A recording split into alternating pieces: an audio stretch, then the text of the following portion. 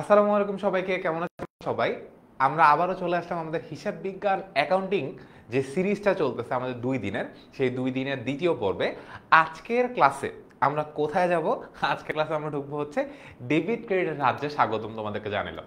So গতকালকার class আমরা যারা যারা করেছি, ঠিক আছে, তারা কিন্তু আমরা অলরেডি জানি যে আমাদের অ্যাকাউন্টিংয়ের একদম বেসিক যে জিনিসটা, যে সম্পদ বলতে কি বোঝায়, পণ্য বলতে কি বোঝায়, তারপর হচ্ছে অফিস সরঞ্জাম কি, সাপ্লাইস কি, মনিহারি কি, অ্যাকাউন্টিংয়ে যে কিওয়ার্ডগুলো আমাদের প্রত্যেক দিন ইউজ করতে হয়, সে প্রত্যেকটা কিওয়ার্ড নিয়ে আমরা গতকালকে জেনেছি। আজকের ক্লাসটা হচ্ছে, আমরা তো কিওয়ার্ডগুলো জানলাম, এখন কাজ কি ভাইয়া? এখন হচ্ছে এটা অ্যাকাউন্টিং এর ভাষায় কিভাবে লিখতে হয়, কোথায় লিখতে হয়, কোন ফরম্যাটে লিখতে হয়, সেই জিনিসটা আজকে আমরা জানবো। আর accounting it's all about debit আর ক্রেডিট। এই দুইটা জিনিস, এই দুইটা শব্দ অ্যাকাউন্টিং করতে গেলে আমরা অনেক অনেক অনেকবার শুনবো। সো এই দুইটা ওয়ার্ডকে কেন, কোথায়, কিভাবে ইউজ হচ্ছে এবং আমরা আরো বেটার এটাকে কিভাবে ইউজ করতে পারি, সেই পুরো জিনিসটা আজকে আমরা জানবো। সো গতকালকে যারা ছিলাম, আমাদের ফ্রেন্ডদেরকে ডেকে নিয়ে আসো, দোস্ত ক্লাস শুরু হয়েছে। আর যদি কোনো ফ্রেন্ড কথা না শোনো, ইনবক্সে যে ভিডিওটা দিয়ে রাখো, ও আজীবন তোমাকে থ্যাংক ইউ দিবে। যাদের অ্যাকাউন্টিং এ প্রবলেম হবে তাদের জন্য এটা অনেক বেস্ট একটা ভিডিও হতে যাচ্ছে, ঠিক আছে? তো আমি নিচ্ছি বলে এটাকে বেস্ট বলবো না।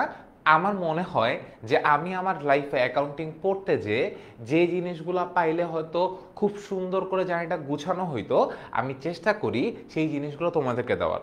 এবং আমি আমার লাইফে যে জিনিসগুলো পেয়ে আসছি, যে সুন্দর ফরম্যাটে, যে সুন্দর সিস্টেমে পড়ে আসছি, আমি চেষ্টা করি তোমাদেরকে ওই সিস্টেমটাই দেওয়ার জন্য, যাতে করে তোমরা খুব সুন্দর করে গুছায় নিজের মতো করে পড়তে পারো।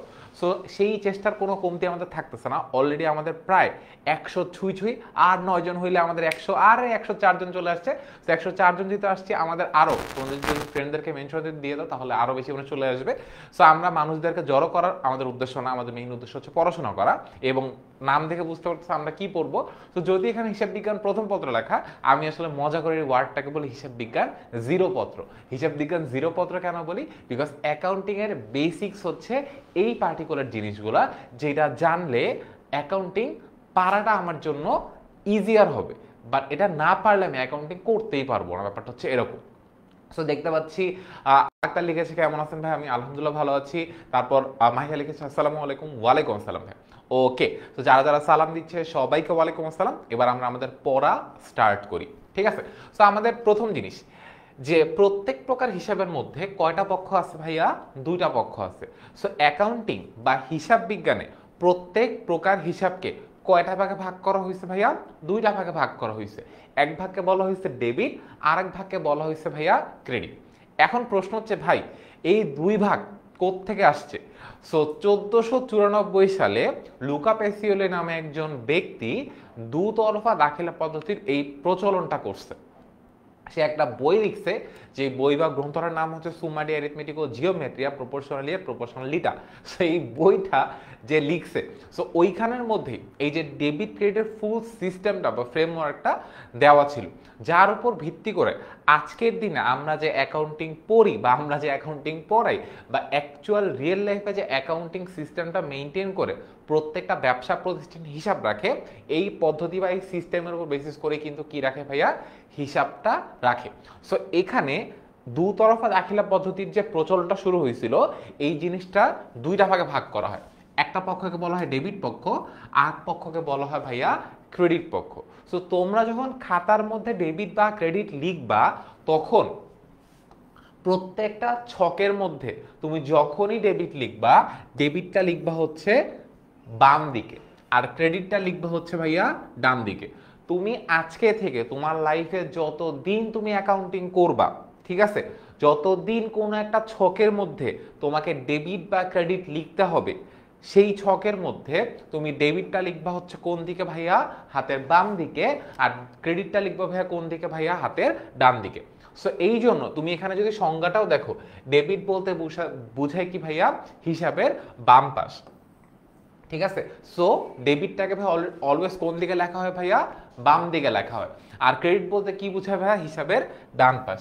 তুমি জেনে অবাক হবা যে এই জিনিসটা নিয়েও এমসিকিউ আসে, যে ডেবিট বলতে কি বুঝায়।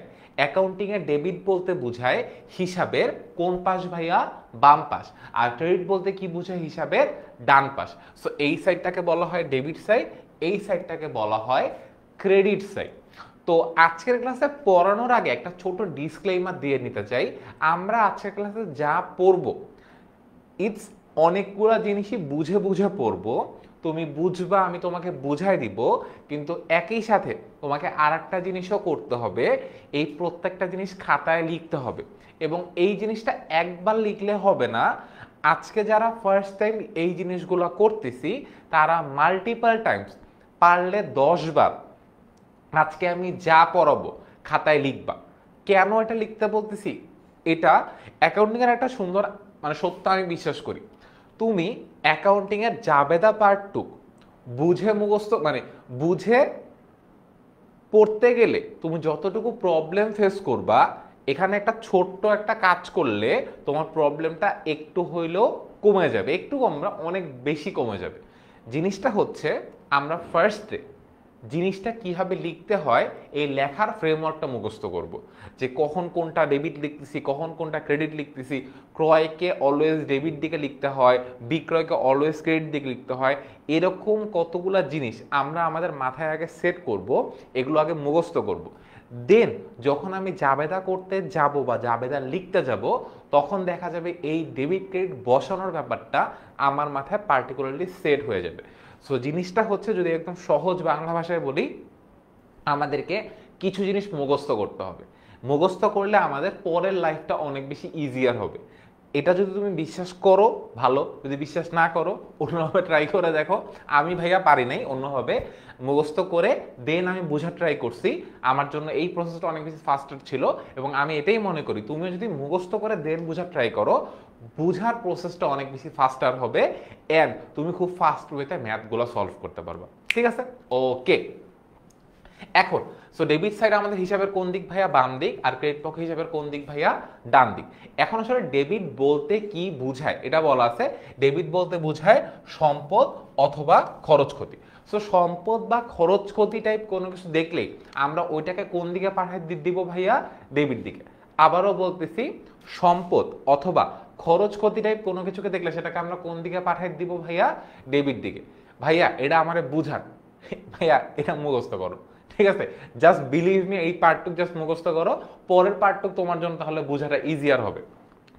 কারণ এটা একটা নিয়মের মধ্যে লেখা আছে যে সম্পদ হইলে বা খরচ বা ক্ষতি বুঝাইলে সেটাকে ডেবিট দিকে নিতে হয়। ঠিক আছে, এটার কোন আসলে মধ্যাকর্ষণ সূত্র নাই যে আমি দেখাবো যে সূর্য পৃথিবী সূর্যের চারদিকে ঘুরতেছে। এটার এরকম কোনো সংজ্ঞা বা অস্তিত্ব আসলে দেওয়াটা পসিবল না। ঠিক আছে, সো তুমি যদি জাস্ট এটা মাথায় রাখো, জাস্ট মুখস্থ করো এতটুকু, যে সম্পদ অথবা খরচ ক্ষতি বুঝালে সেটাকে কোন দিকে নিতে হয় ভাইয়া? ডেবিট দিকে বসাইতে হয়। ঠিক আছে, একটা কাজ আমরা করলাম। সেকেন্ড জিনিস, যে ক্রেডিট বলতে কি বুঝে? হিসাবে ডান পাশ। ক্রেডিট বলতে আরেকটা কি বুঝায় ভাইয়া? দায় অথবা আয় বুঝায়। সো দায় বা আয় জাতীয় কোনো কিছু হইলে সেটাকে আমরা কোন দিকে নিয়ে যাব ভাইয়া? ক্রেডিট দিকে নিয়ে যাব। সো আমরা দুইটা জিনিস পাইলাম। যদি আমাদের সম্পদ অথবা ব্যয় বুঝায় তাহলে আমরা কোন দিকে নিব ভাইয়া? ডেবিট দিকে। যদি আমাদের আয় অথবা দায় বুঝায় তাহলে আমরা কোন দিকে নিব ভাইয়া? আয় অথবা দায় বুঝাইলেই আমরা কোন দিকে নিব? আয় অথবা দায় বুঝাইলে আমরা কোন দিকে নিব? আরে রেসপন্স করো, তোমাকেই জিজ্ঞাসা করতেছি। তুমি না বললে কেমনে হবে? আমি বলবো, তুমি আমার সাথে সাথে বলো, একসাথে বলি আমরা। সম্পদ অথবা ব্যয় বা ক্ষতি বুঝালে কোন দিকে নিতে হয় ভাইয়া? ডেবিট দিকেই নিতে হয়। আর দায় অথবা আয় বুঝাইলে কোন দিকে নিতে হয় ভাইয়া? ক্রেডিট দিকে নিতে হয়। এই জিনিসটা আমরা মাথায় এখন থেকে সেট করে ফেলি। সম্পদ ব্যয় বুঝাইলে কোন দিকে হয় ভাইয়া? ডেবিট দিকে। আর আয় বা দায় বুঝাইলে কোন দিকে হয় ভাইয়া? ক্রেডিট দিকে। এখন যদি কেউ প্রশ্ন করো ভাইয়া সম্পদ বলতে কি বুঝায়, কালকে ক্লাসটা জ্ঞান করো নাই, কালকে ক্লাসটা করলে সম্পদ বলতে কি বুঝে সেটা ইজিলি বুঝতে পারবা। আমি যদি আর একটু সহজভাবে বলি, যে আমরা ব্যবহার করার উদ্দেশ্যে যা কিনি, যেটা দিয়ে ভবিষ্যতে আমি সুবিধা পাই, সেটাকে আমি কি বলি ভাইয়া? সম্পদ বলি। ঠিক আছে, সম্পদের আরো অনেক টাইপের ব্যাখ্যা আছে যেটা একটু অ্যাডভান্স লেভেলে গেলে আমরা বুঝতে পারবো। আর অ্যাডভান্স লেভেলে তো আমরা এখন যাব না, আমরা যখন কোর্সে পড়াশোনা করব তখন অ্যাডভান্স লেভেলে যাব। আজকের ক্লাসগুলো কমপ্লিটলি বেসিক। সো বেসিক লেভেলে যতটুকু জানা দরকার আমরা ঠিক ততটুকু তোমাদেরকে বলতেছি। এরপরে সম্পদকে আমরা জানি খরচ বা ক্ষতি কি, যে ব্যবসা থেকে কোনো টাকা কোনো কারণে চলে যায় সেটাকে আমরা খরচ বা ক্ষতি বলি। আয় কি, ব্যবসায় কোনো কারণে টাকা আসলে সেটাকে আমরা কি বলি ভাইয়া, আয় বলি। দায় কি ভাইয়া, একটা বিজনেস দুই টাইপের ক্যাটাগরির দায় থাকে, একটা হচ্ছে অন্তর্দায়, একটা হচ্ছে বহির্দায়। কালকেই বলছিলাম যে ব্যবসা আর মালিক দুইটা আলাদা আলাদা পক্ষ। মালিক ব্যবসায় যা দেয় সেটা কি ভাইয়া, মূলধন। মালিক বিজনেস থেকে যা তুলে নেবে সেটাকে আমরা কি বলি ভাইয়া, উত্তোলন বলি। এখন আমি একটা বিজনেসের মালিক, আমি ব্যবসাকে টাকা দিছি। এখন আমি ব্যবসাকে কি টাকা শুধু শুধু দিব? কেন দিচ্ছি ভাইয়া বিজনেসের টাকা? মানে মুনাফা লাভের উদ্দেশ্য অবশ্যই, তাই না? আমি বিনিয়োগকারী হিসেবে একটা বিজনেসে কেন ইনভেস্টমেন্ট করব? অবভিয়াসলি প্রফিটের আশা। সো বিজনেসে যদি প্রফিট হয়, সে প্রফিটটা কাকে দিবে বিজনেস? আমাকে দিবে। তো একটা বিজনেসের উপর মালিকের যে দায় থাকে সেটাকে আমরা বলি ভাইয়া অন্তর্দায়, ঠিক আছে? আর মালিক বাদে তৃতীয় পক্ষের যদি কোনো দায় থাকে সেটাকে আমরা কি বলি ভাইয়া, বহির্দায় বলি। সো অন্তর্দায় হোক আর বহির্দায় হোক, যে কোনো প্রকারের দায়কে আমরা কি বলি ভাইয়া, দায় কোন দিকে আসে ভাইয়া, ক্রেডিট দিকে আসে। সো এর জন্য মূলধন মালিক দিছে না, এটা কোন ধরনের দায় ভাইয়া, অন্তর্দায়।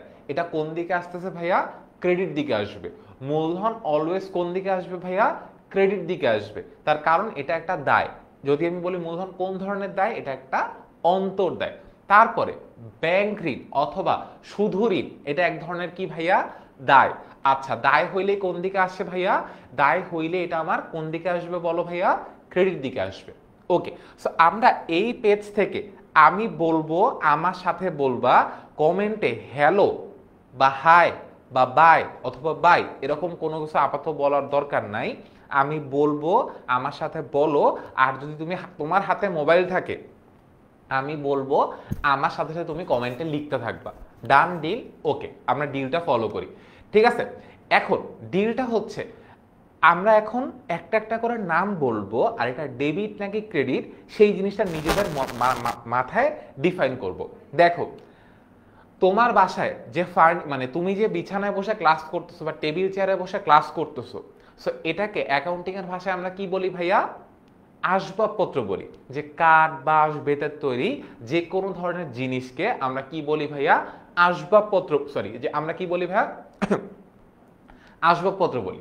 এখন যদি আমি বলি সোফা, সোফাকে আমরা কি বলি এক শব্দে অ্যাকাউন্টিং এর ভাষায়, আসবাবপত্র। যে আমার সব ক্যাটাগরির হিসাব রাখতে হবে। সো আমি যে সোফার জন্য সোফা হিসাব দেই, তারপর তারপর হইতেছে মনে কর আলমারির জন্য আলমারি হিসাব দেই, তারপর হচ্ছে বিছানার জন্য বিছানা হিসাব দেই, টেবিলের জন্য টেবিল হিসাব দেই, চেয়ারের জন্য চেয়ার হিসাব দেই। তাহলে অনেক ক্যাটাগরির হিসাব হয়ে যাচ্ছে। সো অ্যাকাউন্টিং এর ভাষায় এই ধরনের জিনিস যেগুলো কাঠ বাঁশ বেত স্টিলের তৈরি, যেটার সাথে আসলে কারেন্টের কোনো সম্পর্ক নাই, ঠিক আছে, এই জিনিসগুলোকে অ্যাকাউন্টিং এর ভাষায় কি বলা হয় ভাইয়া, এগুলোকে বলা হয় ভাইয়া আসবাবপত্র। সো আসবাবপত্রের মধ্যে কে কে আসতেছে, মনে করো চেয়ার, টেবিল, তারপর হচ্ছে সোফা, বিছানা, তারপরে হচ্ছে মনে করো আলমারি, এই ক্যাটাগরির জিনিস। এটা বুঝলাম ভাইয়া, কোনো টেনশন নেই। এখন বলো, এই জিনিসগুলো আসবাবপত্র আমার জন্য কি সম্পদ নাকি দায়? অবশ্যই এটা আমার জন্য একটা সম্পদ। তার কারণ তুমি এগুলো কিনছো কি বিক্রি করে দেওয়ার জন্য নাকি ব্যবহার করার জন্য? অবশ্যই ব্যবহার করার জন্য। আমরা যেটা ব্যবহার করার জন্য কিনি, আমাদের লাইফে যেটা ভবিষ্যতে সুবিধা দিচ্ছে, সেগুলোকে আমরা কি বলি ভাইয়া, সম্পদ বলি। সো সেই হিসাবে আসবাবপত্র টাইপের সব ধরনের জিনিস তোমার জন্য কি ভাইয়া, সম্পদ। সম্পদ কোন দিকে বসে, ডেবিট দিকে বসে না? তাহলে আমি যদি কোনো সম্পদ কিনি, সেই সম্পদটা কোন দিকে বসবে, আমাদের ডেবিট দিকে বসবে। এটা বুঝতে কারো কোনো সমস্যা আছে? যে কোনো ক্যাটাগরির সম্পদ, এসি টিভি ফ্রিজ, তারপর বাড়ি গাড়ি, যা যে কোনো ক্যাটাগরির আমার সাধারণত কোন দিকে বসবে ভাইয়া, ডেবিট দিকে বসবে। আচ্ছা, যদি সম্পদ ডেবিট দিকে বসে তাহলে সেটাকে আসলে কি বোঝায়, সম্পদ বৃদ্ধি পাওয়া বোঝায়। তুমি আজকে তোমার বাসায় একটা সোফা ছিল, তুমি আর একটা সোফা নিয়ে আসছো, সম্পদ বৃদ্ধি পাইছে না, সম্পদ বৃদ্ধি পাইলে সম্পদ কোন দিকে বসে ভাইয়া, ডেবিট দিকে বসে। আমাদের বৃদ্ধি হ্রাসের ঝামেলাটা আমরা আপাতত যাবই না, আমাদের জাস্ট মাথায় আমরা সেট করতেছি কি ভাইয়া, যে কোনো ক্যাটাগরির সম্পদ কোন দিকে বসে ভাইয়া, ডেবিট দিকে বসে। যে কোনো ক্যাটাগরির সম্পদ, সম্পদ কি সেটা বলছি, তো যে কোনো ক্যাটাগরির সম্পদ ডেবিট দিকে বসে। এখন যদি কেউ কমেন্টে বলে যে ভাই আমার নামই সম্পদ, আমি কোন দিকে বসবো? ভাই তোমার নাম সম্পদ হোক, সেটাতে কোনো সমস্যা নেই। আমি বলছি অ্যাকাউন্টিং এর ভাষায় আমরা যাদেরকে সম্পদ বলি সেটা কোন দিকে বসে ভাইয়া, ডেবিট দিকে বসে।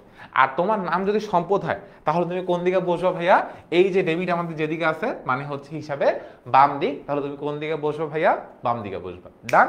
সো তুমি যদি একটা বিছানার ডান দিকে বসে থাকো, এখন উঠে চুপচাপ যে ডান দিকে বাম দিকে বসে পড়ো, ঠিক আছে? ওকে।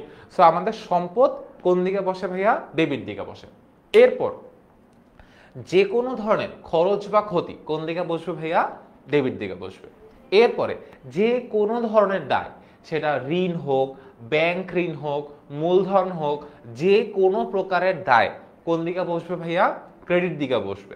আর যে কোনো প্রকারের আয় কোন দিকে বসবে ভাইয়া, ক্রেডিট দিকে বসবে। এবার আমাকে বলো, তুমি যদি কোনো পণ্য ক্রয় করো, মনে আছে আমি কালকে কার থেকে জানি পণ্য ক্রয় করছিলাম, ভাইয়ার নাম ভুলে গেছি, আচ্ছা আমিন হাওলাদার না কি জানি একটা নাম ছিল, খুব সুন্দর একটা নাম, স্যারের থেকে পণ্য কিনছিলাম। এখন তুমি নিজেকে অ্যাজ আ বিজনেসম্যান চিন্তা করো, now we are doing business, ঠিক আছে? 100 জন আছি, আমরা একসাথে কি করতেছি ভাইয়া, বিজনেস করতেছি। দেখো তুমি নিজেকে অ্যাজ আ বিজনেসম্যান যদি চিন্তা করে দেখো, তুমি কোন একটা দোকান থেকে যে পণ্য কিনে আনতেছো, সো ভাইয়া পণ্য জিনিসটা কি, আমরা যেটা বিক্রি করার জন্য কিনি সেটাই আমাদের জন্য পণ্য। তুমি যখন একটা দোকান থেকে যা পণ্য কিনে আসতেছো, কিনতে যাইতেছো, এই পণ্যটা কেনার জন্য কি টাকা যাবে না ভাইয়া? টাকা যাওয়া মানে কি ভাইয়া, ব্যয় হইতেছে না ভাইয়া? চিন্তা করে দেখো, তুমি অ্যাজ আ বিজনেসম্যান আজকে তুমি একটা কাপড়ের দোকান দিবা প্ল্যান করতেছো, ঠিক আছে? এখন কাপড়ের দোকান দেওয়ার জন্য তোমার কি লাগবে, একটা শোরুম ভাড়া নেওয়া লাগবে, আচ্ছা, তারপর একটা লোক রাখা লাগবে, ওই লোকের বেতন দেওয়া লাগবে, তারপর আসল জিনিস কাপড় যে বিক্রি করবা ওটা তো কিনে আনতে হবে। তাহলে আমরা যদি খরচের হিসাবে আসি, ফার্স্টে দোকান ভাড়া নিচ্ছি, দোকানের ভাড়া দিচ্ছি, এটা আমার জন্য কি ভাই, একটা খরচ। তারপরে আমি আমার কর্মচারীর বেতন দিচ্ছি, এটা আমার জন্য কি ভাই, একটা খরচ। তারপরে আমি যে কাপড়টা বিক্রি করব ওটা তো আমাকে কোথাও একটা থেকে কিনে আনতে হবে, ওইটা কেনার জন্য তো টাকা লাগবে, সো ওই টাকাটা আমার জন্য কি ভাইয়া, খরচ হচ্ছে। দেখো পণ্য আর সম্পদের ডিফারেন্সটা আমরা এই বিজনেসের মধ্যেই বুঝি। এখন তুমি তোমার এই কাপড়ের দোকানে যে দোকানটা তুমি সেট আপ করছো, ওই দোকানে একটা ফ্যান কিনছো, দেখো এই ফ্যানটা কি তোমার জন্য পণ্য? এই ফ্যানটা কিন্তু তোমার জন্য পণ্য না। তার কারণ তুমি তোমার দোকানে কিন্তু ফ্যান বিক্রি করো না, তুমি কি বিক্রি করো ভাইয়া, কাপড় বিক্রি করো। সো কাপড় তোমার জন্য পণ্য, বাট ফ্যানটা যদি তুমি ইউজ করতেছো, ফ্যানটা তোমার জন্য কি ভাইয়া, সম্পদ। এখন ফ্যান কিনলে সম্পদ বৃদ্ধি পাচ্ছে, আর যখন তুমি এই কাঁচামাল বা তুমি যেটা বিক্রি করবা সেইটা কিনতে যাচ্ছ বা পণ্য কিনতে যাচ্ছ, তখন তোমার কি হচ্ছে ভাইয়া, খরচ হচ্ছে। সেটাকে আমরা কি বলি ভাইয়া, খরচ বলি। সো পণ্য ক্রয় আমার জন্য কি ভাইয়া, একটা খরচ। আচ্ছা, যে কোনো প্রকারের খরচ কোন দিকে আসে ভাইয়া, ডেবিট দিকে আসে। খরচ বৃদ্ধি কোন দিকে আসে ভাইয়া, ডেবিট দিকে আসে।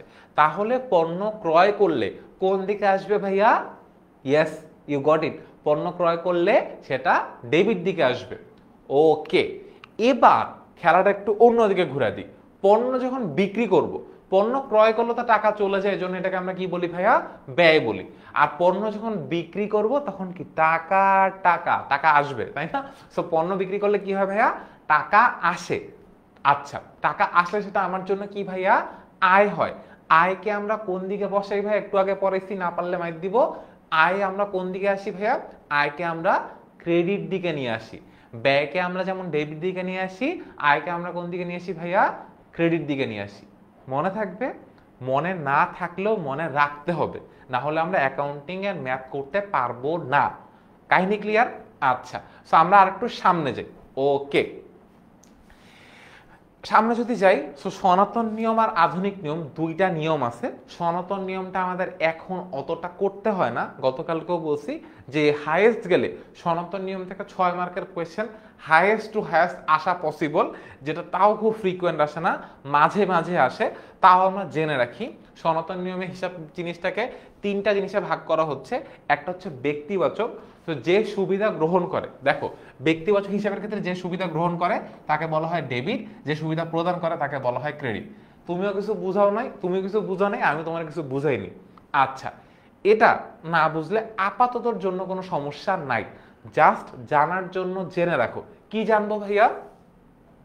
যে পক্ষটা সুবিধা গ্রহণ করে তাকে বলা হয় ডেবিট সাইড, আর যে পক্ষটা সুবিধা প্রদান করে তাকে বলা হয় কি ভাইয়া? Credit side. জাস্ট আপাতত জেনে রাখো, এটার ব্যাখ্যা বিশ্লেষণ সব আমরা পরে জানবো। ওকে, এবার সম্পত্তিবাচক হিসাবের ক্ষেত্রে সম্পদ আসলে ডেবিট হয়, সম্পদ চলে গেলে ক্রেডিট হয়। ভাইয়া বুঝি নেই, বাসায় যদি নতুন একটা সম্পদ আসে, মানে নতুন এসি, নতুন টিভি, নতুন ফ্রিজ, নতুন ফ্যান, সম্পদ আসলেই ডেবিট। সম্পদ আসলে ওরা ডেবিটের মধ্যে ঢুকাই দিবা, ঠিক আছে? সম্পদ আসলে কি হবে ভাইয়া? সম্পদ আসলেই ডেবিট দিকে নিয়ে যাবা। আর যদি কোনো সম্পদ চলে যায়, মনে করো বাসায় তোমার সোফা আছে, এখন পুরাতন সোফা বিক্রি করে দিয়ে নতুন একটা সোফা তুমি কিনবা। সো পুরাতন সোফা যদি তুমি বিক্রি করতে যাও, সম্পদ বাসা থেকে আসবে নাকি চলে যাবে? চলে যাবে না? যখন সম্পদ চলে যায় বা সম্পদ কমে যায়, তখন ছেলেকে কোন দিকে নিয়ে আসতে হয় ভাইয়া? ক্রেডিট দিকে নিয়ে আসতে হয়। সিম্পল হিসাব, সম্পদ বাড়লে কোন দিকে হয় ভাইয়া? ডেবিট দিকে। সম্পদ কমলে কোন দিকে হয় ভাইয়া? ক্রেডিট দিকে। এতটুকু মনে রাখলেই হবে। এরপরে একটু আগে যেটা বলছি, খরচ বা ক্ষতি হইলে কোন দিকে আসে ভাইয়া? ডেবিট দিকে। আয় বা লাভ হইলে কোন দিকে আসে ভাইয়া? ক্রেডিট দিকে। খরচ ক্ষতি ডেবিট দিকে, আয় বা লাভ ক্রেডিট দিকে। সো যদি এটা বুঝো, আমাকে বলো তো, একটু আগে পড়াইছি, ক্রয় অলওয়েজ কোন দিকে আসবে? আসলে অলওয়েজ বলাটা একটা ভুল সেন্টেন্স বলা হবে। ক্রয় সাধারণত কোন দিকে বসবে? ক্রয় আমার জন্য কি একটা খরচ বা ব্যয়। যদি ক্রয় আমার জন্য খরচ বা ব্যয় হয়, তাহলে ক্রয় সাধারণত কোন দিকে বসবে ভাইয়া? ডেবিট দিকে। রাফি 100-100, রাফি যদি ডেবিট ক্রেডিট দুটোই বলছে, সো ওর অ্যান্সারটা আসলে 100-100 বলা যাবে না, ওর অ্যান্সারটা 50-50 বলতে হবে। আর হ্যাঁ, সিমি ঠিক অ্যান্সার দিছে যে ক্রয় আমার জন্য যেহেতু একটা ব্যয়, সো ক্রয় সাধারণত কোন দিকে আসবে ভাইয়া? ডেবিট দিকে আসবে। এবার আমরা আসি বিক্রয়। বিক্রয় আমার জন্য কি ভাইয়া? একটা আয়। আয় শুনলেই মনে হয় খুশি খুশি লাগে একটা ভিতরে। সো বিক্রয় আমার জন্য কি ভাইয়া? একটা আয়। আচ্ছা, আয় সাধারণত কোন দিকে আসে ভাইয়া? ক্রেডিট দিকে আসে। আচ্ছা, যদি আয় ক্রেডিট দিকে আসে, এটা অ্যান্সার বলে দিছি। আচ্ছা, অ্যান্সার বলবো না। ওকে, আয় কোন দিকে আসে? ক্রেডিট দিকে আসে। আর বিক্রয় যদি তাহলে একটা আয় হয়, তাহলে বিক্রয় হিসাব সাধারণত কোন দিকে আসবে ভাইয়া? হ্যাঁ, শুনতে পাচ্ছি, ক্রেডিট দিকেই আসবে। ওকে, ডান। সো আমরা কে কে বলছে? সিমি ঠিক আনসার দিছে, ওবায়দুর রহমান ঠিক আনসার দিছে, শিফা ঠিক আনসার দিছে।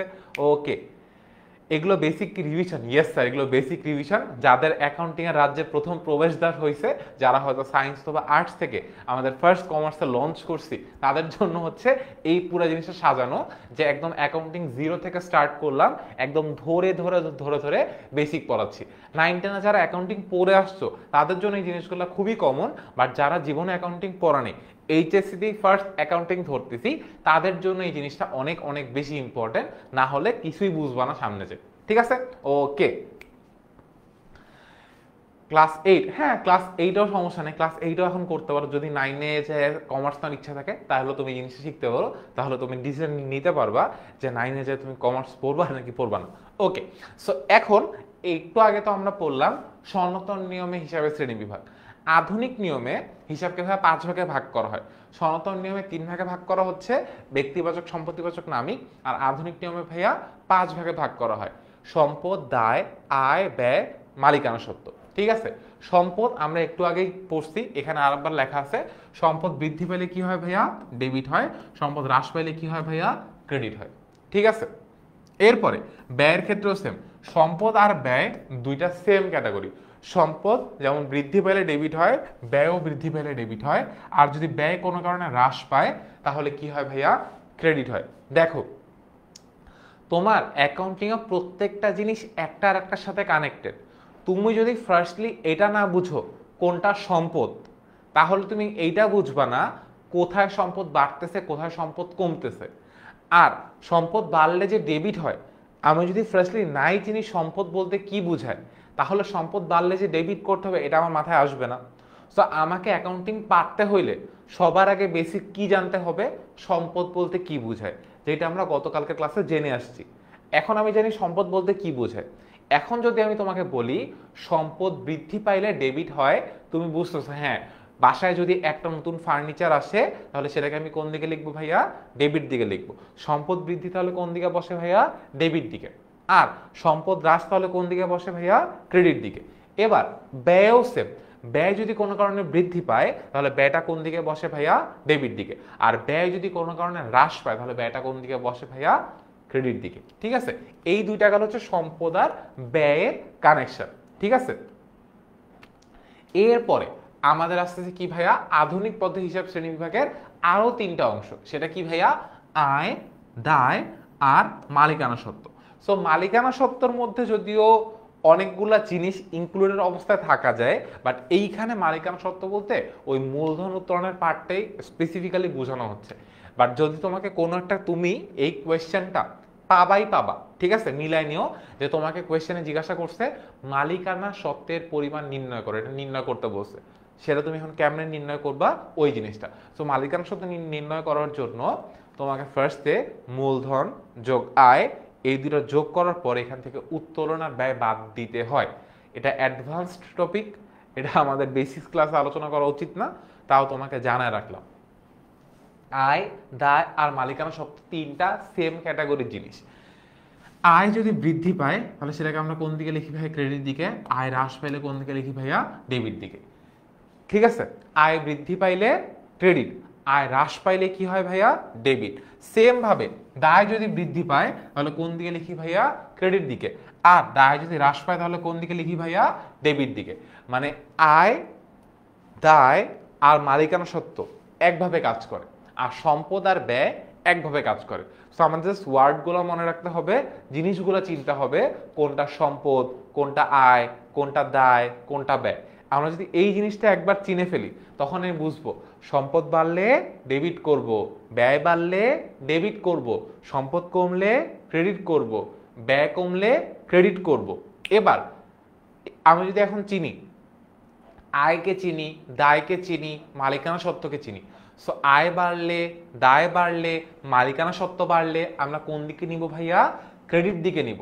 সো দায় বৃদ্ধি, আয় বৃদ্ধি, মালিকানা সত্ত্ব বৃদ্ধি কোন দিকে বসে ভাইয়া, ক্রেডিট দিকে বসে। তুমি যখন একটু পরে জাবেদা করতে যাবা দেখবা বিক্রয়, এটা আমার জন্য একটা আয়, যখন বিক্রয় বৃদ্ধি পায় তখন বিক্রয়টাকে আমরা কোন দিকে লিখি ভাইয়া, ক্রেডিট দিকে লিখি। সো আয় বৃদ্ধি কোন দিকে লিখতে হচ্ছে ভাইয়া, ক্রেডিট দিকে। তারপর লোন নিছি, আরেকজনের থেকে দায় আসছে, প্রদেয় হিসাব, এটা আমার জন্য একটা দায়। আচ্ছা, দায় বৃদ্ধি কোন দিকে লিখি ভাইয়া, আমরা ক্রেডিট দিকে লিখি। আচ্ছা, তারপরে মূলধন দিছে, মালিক মূলধন বিনিয়োগ করছে, মূলধন বিনিয়োগ করলে মালিকানা সত্ত্ব বৃদ্ধি পায়, মালিকানা সত্ত্ব বৃদ্ধি আমরা কোন দিকে লিখি ভাইয়া, ক্রেডিট দিকে লিখি। ঠিক আছে, সো আমরা একটু পর যা যা দেখব তার একটা ছোট্ট ব্যাখ্যা আমরা এখন বলে দিচ্ছি, যাতে এর পরে যে আমরা জিজ্ঞাসা না করে ভাই আপনি মন চাইছে আর এটা ডেবিট দিকে নিয়েছেন আর মন চাইছে আর এটা ক্রেডিট দিকে নিয়েছেন, এই কথাটা যাতে তোমরা না বলতে পারো। সো এইটার আমরা ব্যাখ্যা দিয়ে ফেললাম। এবার আমরা যেখানে যাব সেটা হচ্ছে নিয়মস। নিয়মের মধ্যে যদি আমরা আসি, এবার আমি জাস্ট হাতটা এমন করলাম যে সিনেমা শুরুর আগে যে মানে মারামারি সিন থাকে না, এটা হচ্ছে ওই সিন। এই নিয়মগুলা ভাই তুমি যদি অ্যাকাউন্টিং খুব ভালো পারো তাও একবার দেখো, তুমি যদি অ্যাকাউন্টিং একদম জিরো পারো তাহলে চোখ দিয়ে দেখো আর প্রত্যেকটা জিনিস খাতায় লেখো। ঠিক আছে, this is the most important thing, যেটা তোমার এন্টায়ার এইচএসসি অ্যাকাউন্টিং লাইফে মাথায় রেখে অ্যাকাউন্টিং আর ম্যাথ সলভ করতে হবে। উইদাউট দিস তুমি যদি মানে এইটা ফলো না করে তুমি যদি অ্যাকাউন্টিং এর ম্যাথ সলভ করতে যাও আর পরীক্ষার হলে জিরো পাও তাহলে ভাইয়ারে গালি দিও না। ঠিক আছে, এতটুকু তোমাকে বললাম। তো মোস্ট ইম্পর্টেন্ট পার্ট আমরা স্টার্ট করি। দেখো ভাইয়া, অ্যাকাউন্টিং এর মোস্ট ইম্পর্টেন্ট যে ফ্রেমওয়ার্ক বা যে নিয়মগুলো ফলো করতে হয় সেটা কি ভাইয়া, পণ্যের নামে কোনো হিসাব হয় না।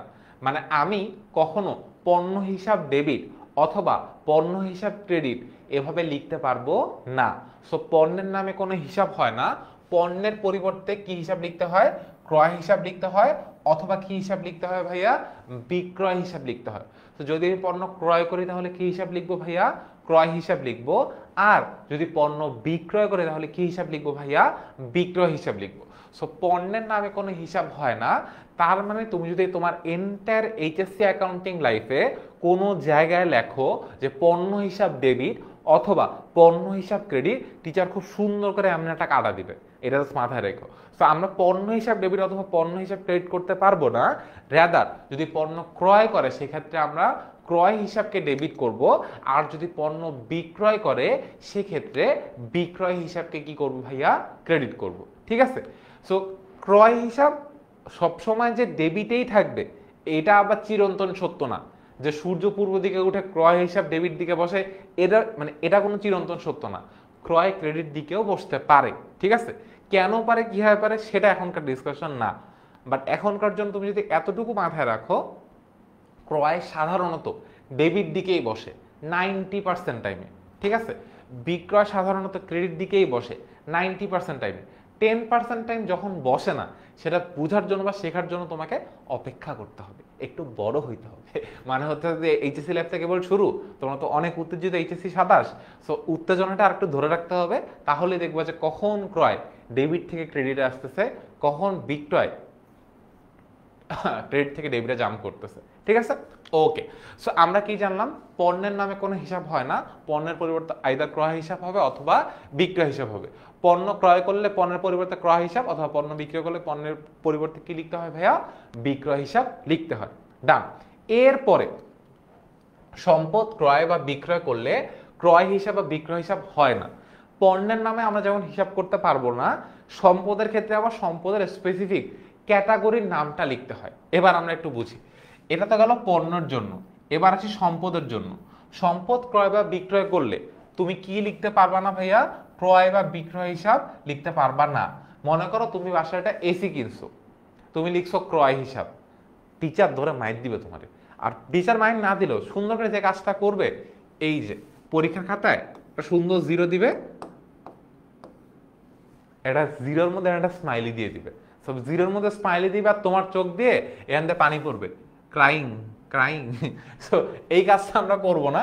সো যেটা হয় আমরা মনে রাখবো, কি মনে রাখবো, যে ফার্স্টলি প্রথম পয়েন্ট কি ছিল, পণ্যের নামে কোনো হিসাব হয় না, পণ্যের পরিবর্তে আইদার ক্রয় হিসাব লিখতে হয় অথবা বিক্রয় হিসাব লিখতে হয়, এটা ফার্স্ট পয়েন্ট। সেকেন্ড পয়েন্ট হচ্ছে, যখন কোনো সম্পদ কেনা হবে তখন ভুলেও ক্রয় হিসাব অথবা বিক্রয় হিসাব লেখা যাবে না। যখন কোনো সম্পদ ক্রয় করবে তখন ভুলেও ক্রয় হিসাব অথবা বিক্রয় হিসাব লেখা যাবে না।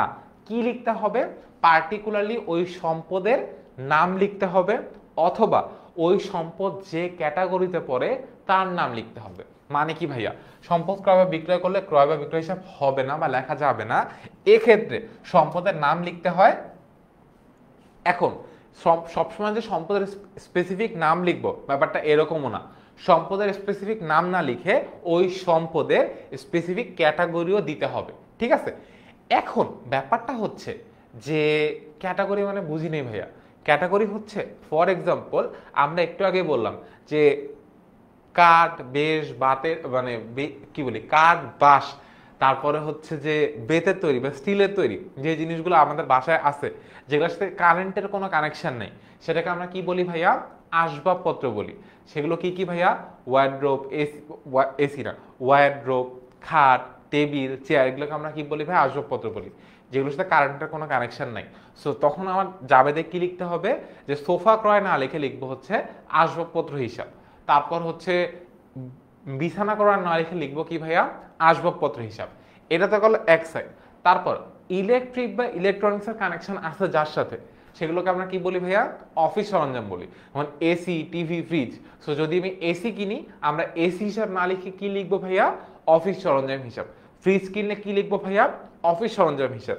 ঠিক আছে? সো বেসিক্যালি সম্পদ কিনলে ভুলেও ক্রয় বা বিক্রয় হিসাব লেখা যাবে না।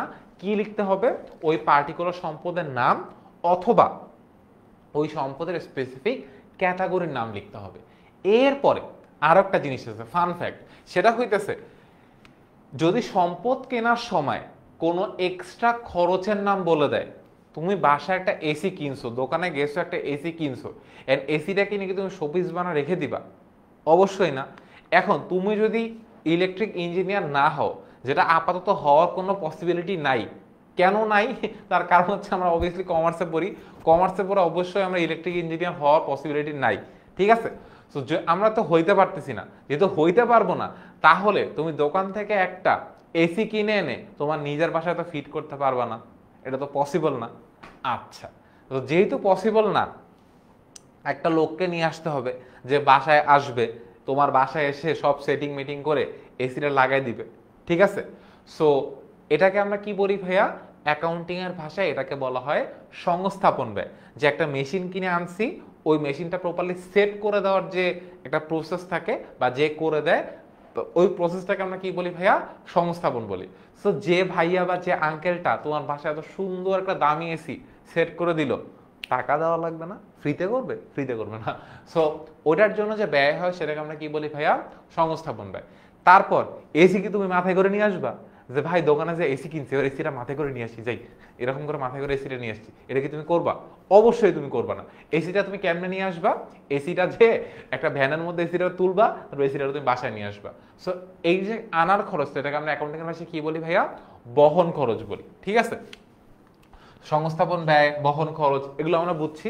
সো যখন আমরা সম্পদ ক্রয় করব, এই খরচগুলোকে আমরা আলাদা করে দেখাইতে পারবো না। এই খরচগুলোর দামটা সম্পদের দামের সাথে যোগ করে দেখাইতে হবে। কি করতে হবে ভাইয়া? যখন আমরা সম্পদ ক্রয় করব, তখন যদি এরকম এক্সট্রা এডিশনাল কস্ট হয়, যে সংস্থাপন ব্যয়, বহন খরচ, প্যাকিং খরচ, আরও হাবি খরচ, জাবি খরচ, আরও অনেক যে কোনো ধরনের খরচ যদি হয়, সেই খরচটাকে আমরা আলাদা করে দেখাইতে পারবো না। কি করতে হবে? ওই প্রত্যেকটা খরচের অ্যামাউন্টের টাকা যোগ করে সম্পদের দামের সাথে দেখাইতে হবে। মানে যদি সিম্পল হিসাব বলি, তুমি মনে করো দোকানে গেছো, একটা ফ্রিজ কিনে নিয়ে আসছো, ফ্রিজের দাম কত টাকা ভাইয়া? মনে করো ফ্রিজের দাম 40,000 টাকা, দামি একটা ফ্রিজ কিনছো সেই। আচ্ছা, ফ্রিজের দাম 40,000 টাকা। এরপর ফ্রিজটা একটা ভ্যানে তুলছো, তুমি অবশ্যই তুলো নাই, কিছু লোক মানে দোকানের লোকজন ছিল, তারা ওই জিনিসটাকে একটা ভ্যানে তুলে দিছে। সো ভ্যানওয়ালা আঙ্কেল ওইটা তোমার বাসায় নিয়ে আসছে, নিয়ে আসার পরে তোমার বাসায় জিনিসটাকে তুলে দিছে, ঠিক আছে? সো এই জিনিসটাকে আমরা কি বলছি ভাইয়া? বহন খরচ। সো এই জন্য ভ্যানওয়ালা আঙ্কেল তোমার কাছে কত টাকা নিছে ভাইয়া? 500 টাকা নিছে। তুমিও হ্যাপি হ্যাপি হ্যাপি দিয়ে দিছো যে 40,000 একটা ফ্রিজ কিনছি, ভাবি আলাদা, এখন 500 টাকা দিতে তো আমার কোনো কষ্ট নাই। ওকে, দিলাম, চাপ নাই। এরপরে আরো দুইটা ভাইয়া আসছে, ফ্রিজটা প্রপারলি কারেন্টের লাইন টাইন দিয়ে সেটিং করে দিয়েছে তোমার বাসায়। সো সে মানে ওই ভাইয়াটাকে আবার তুমি দিছো মনে করো 200 টাকা। 200 টাকা কম হয়ে যায়, দাঁড়াও আর একটু বাড়ায় দিই। সো মনে করো ওই ভাইয়াটাকে তুমি দিছো মনে করো 500 টাকা। সো এখন যদি তোমাকে আমি জিজ্ঞাসা করি এই এসিটার দাম কত, অ্যাকাউন্টিং এর ভাষায় তোমাকে এসিটার দাম বলতে হবে অ্যাকচুয়ালি 41,000 টাকা। তুমি এই বহন খরচ, এই প্যাকিং খরচ, এগুলোকে আলাদা করে দেখাইতে পারবা না, ঠিক আছে? এখন এইখানে একটা ব্যতিক্রম আছে, একটা না, একটা কনসেপ্টের ব্যতিক্রম আছে, যে খরচগুলা, যে এখানে আসলে একটা ওয়ার্ডই তোমাকে আপাতত বুঝায় বলে যেটা তোমার লাইফে ফিউচারে হয়ে কাজে লাগবে। সেটা হইতেছে, আমরা তো এরকম কোনো খরচকে আলাদা করে দেখাইতে পারবো না, ওই প্রত্যেকটা খরচের দাম যোগ করে ওই সম্পদের মূল্যের সাথে দেখাই দিব। এটা নিয়ে তো কোনো কনফিউশন নাই। আচ্ছা, কিন্তু বীমা খরচটাকে আমরা সম্পদের মূল্যের সাথে যোগ করে দেখাইতে পারবো না। মানে আমি বলছি কি ভাই, বহন খরচ, প্যাকিং খরচ সবগুলোর আমি দেখাইতে পারলেও বীমা খরচটাকে আমরা সম্পদের মূল্যের সাথে যোগ করে দেখাইতে পারবো না। তার কারণটা হচ্ছে বীমা খরচ একটা মুনাফা জাতীয় ব্যয়, আর বীমা খরচের মেয়াদটা 1 বছরের কম, ঠিক আছে? এটা খুবই মানে অ্যাট দিস পয়েন্ট যে অ্যাকাউন্টিং কিছু বুঝে না তার জন্য this is a very advanced concept, but যারা অ্যাকাউন্টিং বুঝি তাদের জন্য হয়তো এতটা বেশি অ্যাডভান্স না। জাস্ট লিখে রাখো, কখনো না কখনো এই জিনিসটা তুমি পাবাই। আর যদি তুমি এইচএসসি অন্য কোনো ব্যাচ হবে 26 বা 25 তোমার এটা অ্যাডমিশন টেস্টের জন্য একটা পিওর গুড এমসিকিউ, যে স্থায়ী সম্পদের মূল্যের মধ্যে বীমা খরচটা যোগ করে দেখাইতে হয় না, বীমা খরচটা আলাদা দেখাইতে হয়, বিকজ বীমা খরচ একটা মুনাফা জাতীয় ব্যয়। এখন প্রশ্ন ভাই, মুনাফা জাতীয় ব্যয় কি? আচ্ছা, যেই খরচগুলোর মেয়াদ 1 বছরের কম, খরচের অ্যামাউন্টটা ছোট, সেটাকে আমরা মুনাফা জাতীয় ব্যয় বলি। বীমা খরচ কেন একটা মুনাফা জাতীয় ব্যয়? বীমা জিনিসটা কি প্রত্যেক বছর বছর রিনিউ করতে হয়, ঠিক আছে? এই জন্য বীমা খরচ একটা কি ভাইয়া, মুনাফা জাতীয় ব্যয়, ঠিক আছে? এটা জাস্ট মাথায় রেখো, কোনো না কোনো দিন তোমার এটা লাইফে লাগবেই লাগবে। জাস্ট আপাততর জন্য আমরা এতটুকু মনে রাখি, পণ্যের নামে কোনো হিসাব হয় না, পণ্য ক্রয় করলে ক্রয় হিসাব লিখবো, পণ্য বিক্রয় করলে বিক্রয় হিসাব লিখবো। আচ্ছা, এখন পণ্যের ক্রয়ের সময় যদি কোনো এক্সট্রা কস্ট হয়, যেমন বহন খরচ, প্যাকিং খরচ, এই ক্যাটাগরির কোনো কস্ট থাকে, সেটা কি ভাইয়া পণ্যের দামের সাথে যোগ করে দেখাবো? না, প্রত্যেকটা খরচকে আলাদা আলাদা দেখাইতে হবে। বহন খরচ আলাদা, প্যাকিং খরচ আলাদা, এগুলোকে আলাদা আলাদা দেখাইতে হবে, ঠিক আছে? সো পণ্যের নামে কোনো হিসাব হয় না, পণ্য ক্রয় করলে ক্রয় হিসাব, পণ্য বিক্রয় করলে বিক্রয় হিসাব। আর যদি এখানে সংশ্লিষ্ট আলাদা কোনো খরচ থাকে, সেটাকে আলাদা আলাদা নামেই দেখাইতে হবে। ডান। এরপরে সম্পদ যদি আমরা ক্রয় করি, সেক্ষেত্রে ক্রয় হিসাব বা বিক্রয় হিসাব লিখতে পারবো না। কি লিখতে হবে? ওই স্পেসিফিক সম্পদের নাম লিখতে হবে, অথবা ওই সম্পদটা যে ক্যাটাগরিতে পড়ে সেই ক্যাটাগরির নাম লিখতে হবে, ঠিক আছে? মোস্ট কেসে ওই সম্পদটা যে ক্যাটাগরিতে পড়ে সেই ক্যাটাগরির নামটাই লিখতে হবে তোমাকে। আর যদি মনে করো তোমাকে স্পেসিফিক মেনশন করে দিছে যে আসবাবপত্র ক্রয়, তাহলে তার কোনো চাপ নাই, ঠিক আছে? তোমাকে স্পেসিফিক মেনশন করেছে অফিস সরঞ্জাম ক্রয়, তাহলে তার কোনো টেনশন নেই, তুমি স্পেসিফিক ওই নামটাই লিখবা। বাট যদি বলে এসি ক্রয়, তখন আমাকে ক্যাটাগরির নামটা লিখতে হবে অফিস সরঞ্জাম, ঠিক আছে? ওকে। আবার এখানে খেয়াল রাখতে হবে, যদি আমার এক্সটার্নাল কোনো খরচ থাকে, বহন খরচ, প্যাকিং খরচ, এগুলোকে আমি আলাদা আলাদা নামে দেখাইতে পারবো না, রেদার সম্পত্তির মূল্যের সাথে যোগ করে দেখাইতে হবে। ওকে, এখন কোন খরচটা আমরা দেখাইতে পারবো না? বীমা খরচটাকে আমরা সম্পদের মূল্যের সাথে যোগ করে দেখাইতে পারবো না, ঠিক আছে? ওকে, ডান। আমাদের অনেক বড় বড় দুইটা জিনিস, যেটা তোমার এন্টায়ার এইচএসসি লাইফে অনেক বেশিবার আসবে, লাগবে, করতে হবে, পারতে হবে। এবং ট্রাস্ট মি অর নট, এই একটা টপিক যদি তুমি ভুল বুঝো বা না বুঝো, তুমি একটা এন্টায়ার চ্যাপ্টার সলভ করতে পারবা না। সেটা হচ্ছে অ্যাকাউন্টিং ফার্স্ট পেপারের অধ্যায় 8, যে অধ্যায় 8টা হচ্ছে কমপ্লিটলি অবচয়ের কনসেপ্টের উপর, যেটা স্থায়ী সম্পদের উপর ধার্য করা হয়। এই বীমার কনসেপ্টটা ওইখানে সবচেয়ে বেশি অ্যাপ্লিকেবল হয়। তুমি যদি এই জিনিসটা না বুঝো, বা সম্পত্তির মূল্য কেমন ধার্য করতে হয় সেটা না বুঝো, তুমি একটা এন্টায়ার চ্যাপ্টার এইচএসসি লাইফে সলভ করতে পারবে না। তোমার মনে হইতে পারে যে ভাই আপনি এক লাইন এতক্ষণ ধরে কেন বলতেছেন, তার কারণ আমি জানি এক লাইন ভালো মতো বুঝলে একটা এন্টায়ার চ্যাপ্টার ভালো মতো সলভ করা পসিবল। বাট এই একটা লাইন ভালো মতো না বুঝলে, এই লাইনটা তো বুঝলাম না, ফুল এইচএসসি লাইফে সাফার করতে হয় এই একটা লাইনের জন্য। এই জন্য এতক্ষণ ধরে বুঝতেছি। আচ্ছা, বীমাটা একটু বোঝাই দিতে বসে তাহিয়া। বীমা জিনিসটা হচ্ছে কি, বীমা হচ্ছে একটা মুনাফা জাতীয় ব্যয়, ঠিক আছে? এখন দেখো, আমি তোমাকে একটা সিম্পল কনসেপ্ট আগে বুঝাই। আমি মনে করো একটা এসি, এই যে ফ্রিজটা কিনছি, ফ্রিজের দাম কত ভাইয়া? 40,000 টাকা। তো ফ্রিজের বহন খরচ কত টাকা গেছে ভাইয়া? 500 টাকা। ফ্রিজের সংস্থাপন ব্যয় গেছে কত ভাইয়া? 500 টাকা। এখন দেখো, আমি সবগুলো যোগ করে এই দামটা লিখে ফেলছি। এখন আমার ফ্রিজের মেয়াদ মনে করো 10 বছর। যদি 10 বছরে ফ্রিজের কিছু না হয়, আমার কি আর জীবনেও এই বহন খরচের টাকাটা দেওয়া লাগবে? আমার কি আর জীবনেও এই সংস্থাপন ব্যয়ের টাকাটা দেওয়া লাগবে? দেওয়া তো লাগবে না। আমরা একবারই দিতেছি আমাদের এন্টায়ার সম্পত্তিটার লাইফে। এটাকে আমার আলাদা করে আরো দেওয়া লাগতেছে? দেওয়া লাগতেছে না। কিন্তু বীমার কনসেপ্টটা হচ্ছে এই রকম, বীমা জিনিসটা প্রত্যেক বছর বছর দিতে হয়। আচ্ছা, এখন তোমার মনে প্রশ্ন, ভাই আমি যদি 100 বছরের জন্য বীমা করে রাখি, একবারে টাকা দিয়ে দিলাম, তাহলেও কি বীমা মুনাফা জাতীয় ব্যয় হবে?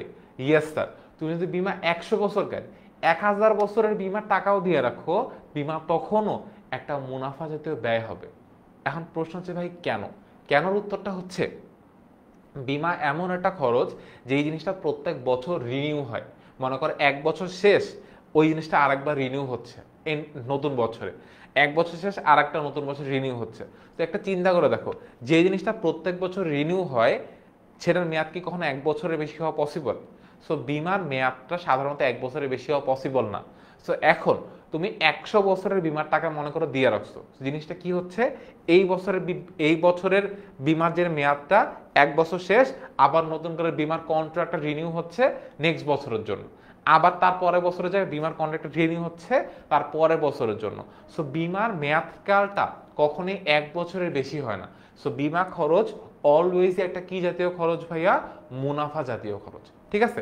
আর এটা যেহেতু প্রত্যেক বছর বছর দিতে হয়, মানে এগুলোর মতো ফিক্স না। আমরা আবারও আসি, মনে করো তুমি একটা জমি ক্রয় করছো, ঠিক আছে? একটা জমি কিনতে হইলে, ফর এক্সাম্পল একটা জমি ক্রয় করছি, জমির দাম হইতেছে 1 লাখ টাকা, ঠিক আছে? এখন জমি ক্রয়ের পরে মনে করো অনেক লোকজন দিয়ে অনেক মনে করো ঠিক কাজ ঠিকঠাক মতো করা লাগছে। সো আমি যদি বলি জমি ক্রয়ের রেজিস্ট্রেশন ব্যয়, সো রেজিস্ট্রেশন ব্যয় তোমার মনে করো লাগছে আরো 20,000 টাকা, ঠিক আছে? তারপরে হইতেছে রেজিস্ট্রেশন করার পরে খাজনা বা এই টাইপ ক্যাটাগরির ব্যয়ের জন্য তোমার মনে করো লাগছে হচ্ছে ধরলাম কত টাকা, আমি একটা কম অ্যামাউন্ট লিখলাম আপাতত 50 টাকা, ঠিক আছে? দিলাম। অ্যাকাউন্টিং এর নিয়ম অনুযায়ী আমাদের জমির দাম কত টাকা লিখতে হবে? এক, ও বেশি কম লিখে ফেলছি, আচ্ছা আচ্ছা তাও প্যারা নেই, 1,20,000, 20,050 টাকা। ও 1, 2, 3, 4, 0, সো 1,20,050 টাকা। সো এটা হচ্ছে আমার এন্টায়ার জমির দাম। এখন এইটার উপর যদি তুমি বীমা করো, ঠিক আছে, বীমার টাকা মনে করো এই যে আমি এই টাকাটা দিছি, এন্টার লাইফে কিন্তু মানে জমির জন্য হবে একবারই দেওয়া লাগতেছে, কেনার সময় দেওয়া লাগতেছে, জমি ক্রয়ের সাথে যেই জিনিসটা সম্পর্কিত, ঠিক আছে? এখন বীমার যদি পার্টটা এখানে অ্যাড হয়, বীমা পার্টটার জন্য এই টাকাটা প্রত্যেক বছর বছর দিতে হয়। সো বীমা অলওয়েজ একটা কি জাতীয় ব্যয় ভাইয়া? মুনাফা জাতীয় ব্যয়, ঠিক আছে? সো এখন যদি তুমি কিছু না বুঝো, তোমার ব্রেইনে প্রেসার দেওয়ার কোনো দরকার নাই, জাস্ট এতটুকু মনে রাখো, বীমা হচ্ছে একটা মুনাফা জাতীয় ব্যয়, আর বীমার টাকা সম্পদের মূল্যের সাথে যোগ করতে হয় না। কেন হয় না এইটার ব্যাখ্যা লাগে একটা ক্লাস জুড়ায় পুরোটা দিব, বাট আজকে ওটার ব্যাখ্যা আর দিব না, তার কারণ আজকে বেসিক যেহেতু বুঝতেছি, বেসিক পর্যন্তই ঠিক থাকি, ঠিক আছে? ওকে, পেইড ক্লাস অক্টোবরের 6 তারিখ থেকে শুরু হবে। ওকে, ডান স্যার। আর কি আছে? পণ্য বাকিতে ক্রয় বা বিক্রয় করলে লোকের নাম হবে বা প্রাপ্য বা প্রদেয় হিসাব হবে, ঠিক আছে? আচ্ছা, পণ্য বাকিতে ক্রয় করলে, যদি আমি পণ্য বাকিতে ক্রয় করি তাহলে কে আসবে? পাওনাদার হিসাব আসবে বা প্রদেয় হিসাব আসবে। পণ্য বাকিতে বিক্রয় করলে দেনাদার বা প্রাপ্য হিসাব আসবে, ঠিক আছে? ওকে, চেক পেলে ব্যাংক হিসাব গণ্য করতে হবে। আমরা পণ্যের ক্ষেত্রে যেমন পণ্য হিসাব লিখতে পারতাম না, চেকের ক্ষেত্রেও আমরা চেক হিসাব লিখতে পারবো না। সো চেকের ক্ষেত্রে আমরা কোন হিসাবকে লিখবো ভাইয়া? ব্যাংক হিসাবকে লিখতে হবে। তো চেক পাইলে ব্যাংক হিসাব ডেবিট, চেক দিলে ব্যাংক হিসাব ক্রেডিট। এরপরে যে খাতে টাকা খরচ বা আয় হবে তার নাম লিখতে হবে। এইটা যখন আমরা জাবেদা করবো তখন একবার দেখবো, আপাতত এইটা বুঝবো না, লেখা আছে জাস্ট লেখাটা একবার পড়ি। যে খাতে খরচ বা আয় হবে তার নাম লিখতে হবে। আচ্ছা বুঝাই দিই। সো ফর এক্সাম্পল আমি বললাম আমার আয় হয়েছে কমিশন থেকে, তাহলে আয় হলো নগদ টাকা আসে, নগদ টাকা আসলে নগদান ডেবিট, এটা একটু খাতায় লিখো। নগদ টাকা আসলে নগদান কি ভাইয়া? ডেবিট। নগদ টাকা আসলে নগদান ডেবিট, এটা মাথায় রাখতে হবে। সো নগদ টাকা আসলে যদি নগদান হিসাব ডেবিট হয়, এখন লিখতে হবে কোন খাতে টাকা আসছে। কমিশন খাতে টাকা আসছে, সো যে খাতে টাকা আসছে ওই খাতার নাম হবে কি ভাইয়া? ক্রেডিট। আচ্ছা, এরপরে আমরা যদি যাই বেতন, বেতন দিলে কি টাকা চলে যায় নাকি আসে? টাকা চলে যায় না। আচ্ছা, সো বেতন হিসাব ডেবিট, আর নগদ টাকা চলে গেলে নগদান হিসাব ক্রেডিট। সো আমাকে এখানে বলছে যে খাতে টাকা আসবে বা যে খাতে টাকা যাবে, মানে আয় ব্যয়ের ক্ষেত্রে, সো নগদ টাকা আসলে নগদানকে ডেবিট দিকে বসাবো, নগদ টাকা চলে গেলে নগদান হিসাবকে ক্রেডিট দিকে বসাবো, ঠিক আছে? এরপর অপোনেন্টে যে খাতে টাকা আসবে সে খাতের নামটা বসাই দিব। সো আমরা একটু পরে যে জাবেদার স্বর্গরাজ্যে প্রবেশ করব, ওখানে প্রবেশ করার ফার্স্ট জিনিস যেটা মাথায় রাখতে হবে, নগদ টাকা আসলে নগদান হিসাব ডেবিট, নগদ টাকা চলে গেলে নগদান হিসাব ক্রেডিট। এতটুকু মনে রাখলে তোমার জাবেদার ধরে নিতে পারো 60% ডান। ঠিক আছে, নগদ টাকা আসলে নগদান হিসাব ডেবিট, নগদ টাকা চলে গেলে নগদান হিসাব ক্রেডিট। কেমনে ভাইয়া? নগদ টাকা একটা সম্পদ, সম্পদ বৃদ্ধি পাইলে ডেবিট হয়। সো নগদ টাকা যখন পকেটে আসে সম্পদ বৃদ্ধি পায়। ঠিক আছে, মানে আমার পকেটে না, অবশ্যই ব্যবসার পকেটে। ঠিক আছে, নগদ টাকা যখন ব্যবসার পকেটে আসে তখন কি হয় ভাইয়া? সম্পদ বৃদ্ধি পায়। আর সম্পদ বৃদ্ধি পাইলে তখন সেটাকে কি বলি আমরা? ডেবিট বলি। আর নগদ টাকা যখন চলে যায় তখন আমরা সম্পদ কি হয় ভাইয়া? কমে যায়। সম্পদ কমে গেলে সেটাকে আমরা কি বলি ভাইয়া? ক্রেডিট বলি। ঠিক আছে, ওকে। নগদে ক্রয় বিক্রয় করলে লোকের নাম হয় না। ওকে, ডান। আপাতত আমরা, এটা হচ্ছে জাবেদার ছক। যখন আমরা জাবেদা প্রপারলি বুঝে ফেলবো, শিখে ফেলবো, তখন আমাদের পরীক্ষার খাতায় জাবেদা জিনিসটাকে এরকম ছকের মধ্যে লিখতে হয়। ঠিক আছে, ছক আমরা আগে ম্যাথ বুঝে ফেলে ছক বুঝতে পারবো, ছক নিয়ে কোনো টেনশন নেই। সো আমাদের প্রথম জাবেদার মধ্যে আমরা চলে যাব। সো প্রথম জাবেদা হচ্ছে কি আমাদের ভাইয়া? ক্রয় সংক্রান্ত জাবেদা। সো বোর্ডের ব্যাখ্যাটা একবার পড়ো, যে বোর্ডের ব্যাখ্যার মধ্যে আসলে কি লেখা আছে।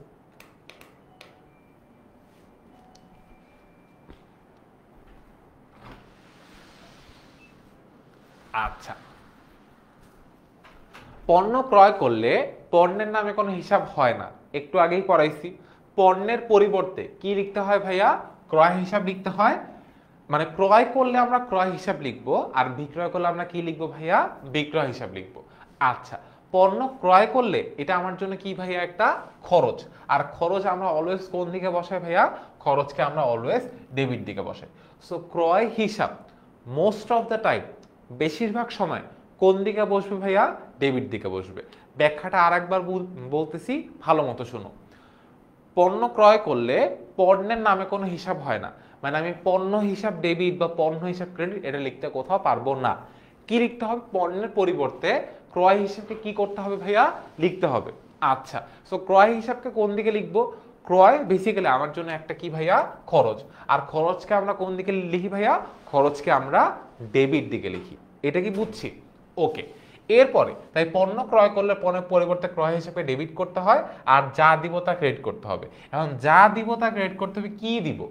নগদ টাকা দিলে নগদান ক্রেডিট, যদি বাকিতে হয় তাহলে প্রদেয় হিসাব ক্রেডিট, যদি চেকে হয় তাহলে ব্যাংক ক্রেডিট, আর বাকি থাকলে পাওনাদার ক্রেডিট তো অলওয়েজ বলে দিছে। সো এইখানে যে এন্টায়ার লাইনটা লেখা আছে, তোমাকে পণ্য ক্রয়ের জাবেদা তোমার এইচএসসি লাইফে মিনিমাম 1000 বার করতে হবে। মানে তুমি যে এইখানে যে নিয়মটা দেখতেছো, এই নিয়মটা ফলো করে তুমি মিনিমাম এই ক্যাটাগরির 1000টা জাবেদা তোমার এন্টার এইচএসসি লাইফে লিখবা। সো আগে তোমার একটা কাজ হইতেছে, এই আমি বোর্ড থেকে সরতেছি, তুমি এই পার্টিকুলার জিনিসের একটা এসএস নিয়ে নাও আগে, বা স্ক্রিনশট নিয়ে নাও। দেখি কয়জন পারে। আজকের ক্লাসেও কিন্তু সেম, যে যারা যারা আমাদের এই পার্টিকুলার জিনিসের নোটটা শেয়ার করতে পারবে তাদেরকে হইতেছে আমরা ক্লাসের স্লাইডটা দিব। ঠিক আছে, আর নোটটা আসলে কোথায় শেয়ার করবে? এইচএসসি 27 স্টার স্টুডেন্ট, ওখানে আমি একটা পোস্ট দিয়ে দিব, সেই পোস্টের কমেন্টে তোমার নোটটা শেয়ার করে দিবা। That's it. তাহলে তোমার পোস্ট অ্যাপ্রুভ হওয়া অ্যাপ্রুভ না হওয়া এটা নিয়ে কোনো ধরনের কোনো টেনশন থাকবে না। এবার আমরা আসি জাবেদার মধ্যে। প্রথম জাবেদা কোয়েশ্চেনটা কি বলছে ভাইয়া? পণ্য ক্রয় করে কত টাকা প্রদান করছি ভাইয়া? 5000 টাকা নগদ প্রদান করছি। পণ্য ক্রয় করে ভাইয়া কত টাকা নগদ প্রদান করছি ভাইয়া? 5000 টাকা নগদ প্রদান করছি। স্বাভাবিকভাবে ক্রয় করলে সেটা আমার জন্য কি একটা ব্যয়। ক্রয় করলে পণ্য ক্রয় এটা আমার জন্য কি একটা ব্যয় বা খরচ। ব্যয় বা খরচ একটু আগে আমরা কি করছি, এটা কোন দিকে আসে ভাইয়া? এটা আমার ডেবিট দিকে আসে। সো ক্রয় হিসাব আমরা কোন দিকে লিখলাম ভাইয়া? ডেবিট দিকে লিখলাম। সো পণ্য ক্রয় আমার জন্য একটা ব্যয়, ব্যয় আমাদের কোন দিকে? অ্যাকাউন্টিং এর নিয়ম অনুযায়ী ব্যয়কে কোন দিকে লিখতে হয় ভাইয়া? ডেবিট দিকে লিখতে হয়। সো এই জন্য আমরা ক্রয় হিসাবকে কোন দিকে লিখলাম ভাইয়া? ক্রয় হিসাবকে আমরা ডেবিট দিকে লিখলাম। ঠিক আছে, সো ক্রয় হিসাব আমার জন্য কি ভাইয়া? ডেবিট। আচ্ছা, এখন আমি কি নগদ টাকা দিয়ে দিছি না? সো ক্রয় হিসাব যদি ডেবিট হয়, ক্রেডিটে তো একজনকে বসতে হবে, মানে ডেবিটে যদি কেউ একজন বসে পড়ে, ক্রেডিটে আরেকজনকে বসতে হবে। আচ্ছা, এখন নগদ টাকা দিয়ে কিনছি, একটু আগেই বলছি নগদ টাকা আসলে নগদান হিসাব ডেবিট, নগদ টাকা চলে গেলে নগদান হিসাব কি হবে ভাইয়া? ক্রেডিট হবে। সো ক্রয় হিসাব ডেবিট আর নগদান হিসাব ক্রেডিট। এক নাম্বার জাবেদাটা না বুঝলে আগামী কোনো জাবেদায় আমরা বুঝবো না, ঠিক আছে? সো এক নাম্বার জাবেদাটা ফার্স্টে ভালো মতো বুঝি। পণ্য ক্রয় করছি, ক্রয় আমার জন্য একটা ব্যয়, এই জন্য ক্রয় হিসাবকে আমি কোন দিকে লিখছি ভাইয়া? ডেবিট দিকে লিখছি। আর নগদান হিসাব, তো নগদে কিনছি, একটু আগেই পড়াইছি, নগদ টাকা চলে গেলে নগদান হিসাব কোন দিকে যায় ভাইয়া? ক্রেডিট দিকে যায়। দুইটা জিনিস, নগদ টাকা আসলে নগদান হিসাব ডেবিট, নগদ টাকা চলে গেলে নগদান হিসাব ক্রেডিট। আচ্ছা, এখন কোন হিসাবে? নগদান আমার জন্য কি ভাইয়া? একটা সম্পদ। সম্পদ বৃদ্ধি পাইলে কোন দিকে যায় ভাইয়া? ডেবিট দিকে যায়। আর সম্পদ যদি কোনো কারণে হ্রাস পায়, যে নগদ টাকা চলে গেছে বা হ্রাস পাইছে, সেটা কোন দিকে যায় ভাইয়া? ক্রেডিট দিকে যায়। সো এখানে নগদান হিসাবে একটা সম্পদ, সম্পদ কি হয়েছে ভাইয়া? হ্রাস পাইছে বা কমে গেছে। সম্পদ হ্রাস পাইলে কোন দিকে বসে ভাইয়া? ক্রেডিট দিকে বসে। ওকে, এবার আমরা জিনিসটাকে আর একটু সিম্পলিফাই করি। আমাদের জন্য সকল প্রকার খরচ কোন দিকে বসবে ভাইয়া? ডেবিট দিকে বসবে। আর নগদান হিসাবের ক্ষেত্রে আমরা স্পেসিফিক কি মাথায় রাখবো? নগদ টাকা আসলে নগদান ডেবিট, নগদ টাকা চলে গেলে নগদান হিসাব ক্রেডিট। ঠিক আছে? ওকে, ডান। এবার আমরা 2 নম্বরে আসি। পণ্য ক্রয় করে 5,000 টাকার কি প্রদান করছি ভাইয়া? চেক প্রদান করছি। পণ্য ক্রয় করে আমি কি প্রদান করছি ভাইয়া? পণ্য ক্রয় করে আমি চেক প্রদান করছি। সো একটু আগে পড়াইছি না ভাইয়া, চেকের নামে কি কোনো হিসাব হয়? চেকের নামে কিন্তু কোনো হিসাব হয় না। এই চেক বললেই আমরা কোন হিসাবকে নিয়ে আসবো ভাইয়া? ব্যাংক হিসাবকে নিয়ে আসবো। আচ্ছা, সো যেহেতু পণ্য ক্রয় করছি, ক্রয় আমার জন্য একটা ব্যয়, ক্রয়কে আমি কোন দিকে বসাবো ভাইয়া? ডেবিট দিকে বসাইলাম। আচ্ছা, ক্রেডিট দিকে কে বসবে স্যার? কোয়েশ্চেন থাকতেছে না? ওকে, সো ক্রেডিট দিকে এর আগে আমি কাকে বসাইছি? যেহেতু নগদ টাকা চলে গেছে, এই জন্য নগদান হিসাবকে বসাইছি। আর এখন আমি কাকে বসাবো ভাইয়া? ব্যাংক হিসাবকে বসাবো। সো ব্যাংক হিসাবকে কোন দিকে বসাবো ভাইয়া? ক্রেডিট দিকে বসাবো। সো নগদ টাকা আসলে নগদান ডেবিট, নগদ টাকা চলে গেলে নগদান ক্রেডিট। সেম ভাবে ব্যাংকে টাকা আসলে ব্যাংক হিসাব ডেবিট, ব্যাংক থেকে টাকা চলে গেলে ব্যাংক হিসাব ক্রেডিট। তার কারণ নগদান যেরকম একটা সম্পদ, ব্যাংক হিসাবে সেরকম একটা কি ভাইয়া? সম্পদ। সম্পদ বাড়লে ডেবিট দিকে বসে, সম্পদ কমলে ক্রেডিট দিকে বসে। সো আমরা, তুমি আমি একসাথে বসে রিভিশন দিই, ঠিক আছে? আমার কথাগুলো একটু মনোযোগ দিয়ে শোনো। ফার্স্টে নগদ টাকা আসলে নগদান ডেবিট হয়, নগদ টাকা চলে গেলে নগদান হিসাব ক্রেডিট হয়। ঠিক আছে? আবারও একসাথে বলছি, একসাথে বলি আমরা। নগদ টাকা আসলে নগদান হিসাব ডেবিট হয়, নগদ টাকা চলে গেলে নগদান হিসাব ক্রেডিট হয়। সেম ভাবে ব্যাংকে টাকা আসলে ব্যাংক হিসাব ডেবিট হয়, ব্যাংক থেকে টাকা চলে গেলে ব্যাংক হিসাব ক্রেডিট হয়। নগদ টাকা আসলে নগদান হিসাব ডেবিট, নগদ টাকা চলে গেলে নগদান হিসাব ক্রেডিট। ব্যাংকে টাকা আসলে ব্যাংক হিসাব ডেবিট, ব্যাংক থেকে টাকা চলে গেলে ব্যাংক হিসাব ক্রেডিট। কেন ডেবিট বা কেন ক্রেডিট? বিকজ নগদ আর ব্যাংক এই দুইটাই হচ্ছে আমার জন্য কি ভাইয়া? সম্পদ। সম্পদ বাড়লে ডেবিট হয়, সম্পদ কমলে কি হয় ভাইয়া? ক্রেডিট হয়। আচ্ছা, আর কে থাকতেছে ভাইয়া? ক্রয়। ক্রয় হচ্ছে আমার জন্য ব্যয়। সো ব্যয়কে আমরা কোন দিকে বসাই ভাইয়া? ডেবিট দিকে বসাই। বুঝছি? ওকে, ডান। এরপরে পণ্য ক্রয় করে প্রদেয় বিল প্রদান। প্রদেয় বিল প্রদানের থেকে যদি আমি আসি, আমি পণ্য নগদে ক্রয় করছি, নগদে ক্রয় করলে এক হিসাব, বাকিতে ক্রয় করলে এক হিসাব। ঠিক আছে? সো ক্রয় করছি নগদে, নগদ টাকা দিয়ে দিছি, নগদান ক্রেডিট। ক্রয় করছি চেকে, ব্যাংকে টাকা দিয়ে দিছি, ব্যাংক হিসাব ক্রেডিট। এরপরে ক্রয় করছি ঠিক আছে, বাট টাকা দেইনি, বাকি রাখছি। ঠিক আছে? ওই দোকান থেকে বাকিতে পণ্য ক্রয় করে নিয়ে আসছি না, ওই জিনিসটা। সো পণ্য ক্রয় করে 5,000 টাকা প্রদেয় বিল প্রদান করছি। ঠিক আছে? আচ্ছা, বিলের আগে আমরা বাকিতে পণ্য করাটা একটু বুঝি, তাহলে বিলটা খুব ইজিলি বুঝে যাব। কালকে বিলটা বুঝাইছিলাম যে বিল বলতে কি বোঝায়? বাকিতে ক্রয় করে যদি একটা দলিলে বা ডিডে সাইন করে দেয়, সেটাকে আসলে প্রদেয় বিল বলে। সো প্রদেয় হিসাব বুঝলে প্রদেয় বিল এমনি এমনি বুঝতে পারবো। ঠিক আছে? ফার্স্টে পণ্য ক্রয় করছি, ক্রয় করলেই আমাদের চোখ খুলে কি লিখবো ভাইয়া? ক্রয় হিসাব ডেবিট। পণ্য ক্রয় করলেই আমরা চোখ খুলে কি লিখবো ভাইয়া? ক্রয় হিসাব ডেবিট, ক্রয় হিসাব ডেবিট। সো এতটুকু বুঝতে আই বিলিভ কারো কোনো প্রবলেম থাকা উচিত না।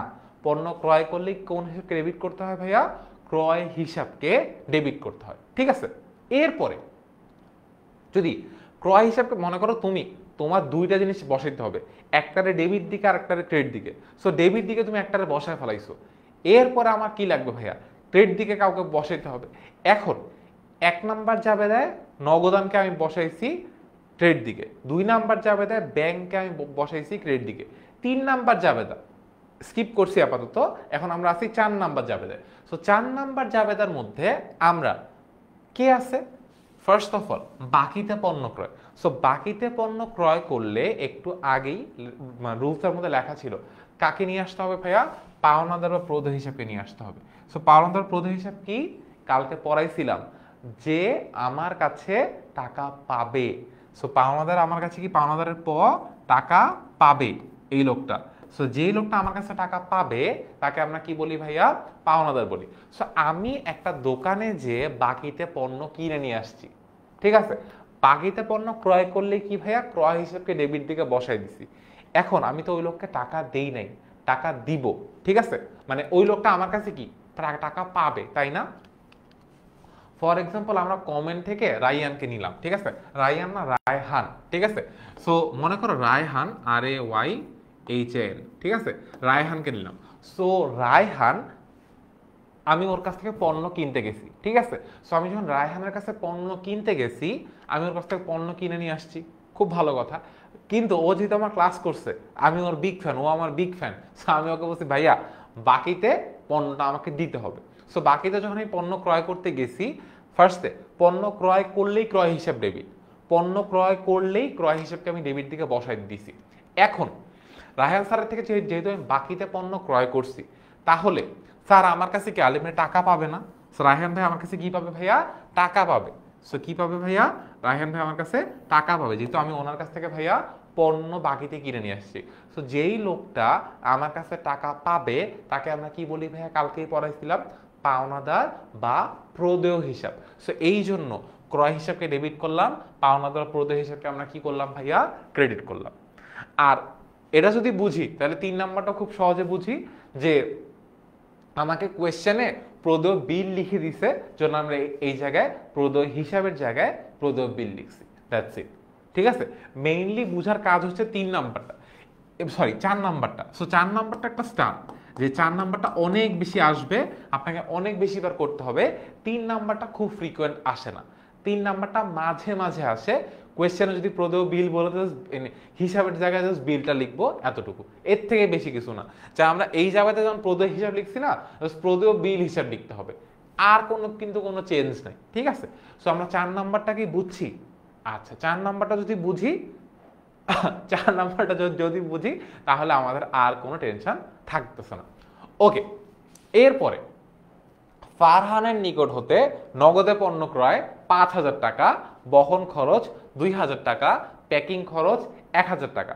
মনে আছে একটু আগে পড়াইছিলাম? আচ্ছা, কি পড়াইছিলাম? সেটা হচ্ছে যে পণ্য যখন ক্রয় করব, যদি আমার এক্সট্রা কোনো খরচ থাকে, বহন খরচ, প্যাকিং খরচ, এগুলোকে আমাকে কি লিখতে হয় ভাইয়া, আলাদা আলাদা নামে লিখতে হয়। কিন্তু আচ্ছা এইখানে এখনো টুইস্টটা আসে নাই, ঠিক আছে। টুইস্টটা হচ্ছে যদি কোনো ব্যক্তির নাম উল্লেখ করা থাকে তখন একটা গ্যাঞ্জাম আছে, ঠিক আছে। এই অঙ্কে মানে এই পার্টিকুলার লেনদেনে গ্যাঞ্জামটা নাই, তার কারণটা হচ্ছে এখানে নগদে ওয়ার্ডটাকে বলে দিছে, ঠিক আছে। সো আমরা একটু আগে যা পড়ছি বা শিখছি, যদি ওই নলেজটাই অ্যাপ্লাই করি, ক্রয় করলে ক্রয় হিসাব ডেবিট করতে হয়। সো ক্রয় যেহেতু করছি, ক্রয় হিসাবটা আমি কি করছি ভাইয়া, ডেবিট করে দিছি, কোনো সমস্যা নাই, ঠিক আছে।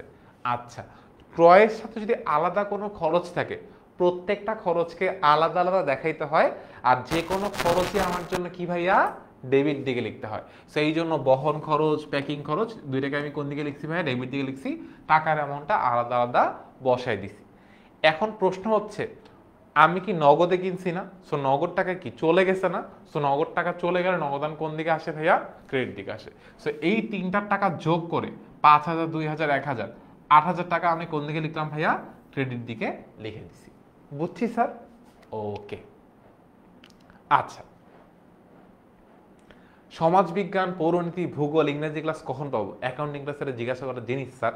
আচ্ছা আগে অ্যাকাউন্টিং ঠিকঠাক মতো করি, আর রুটিনটা কোন ক্লাস কবে হবে, কোথায় হবে, সেটা HSC 27 স্টার স্টুডেন্ট এই গ্রুপটার মধ্যে দিয়ে দেওয়া আছে।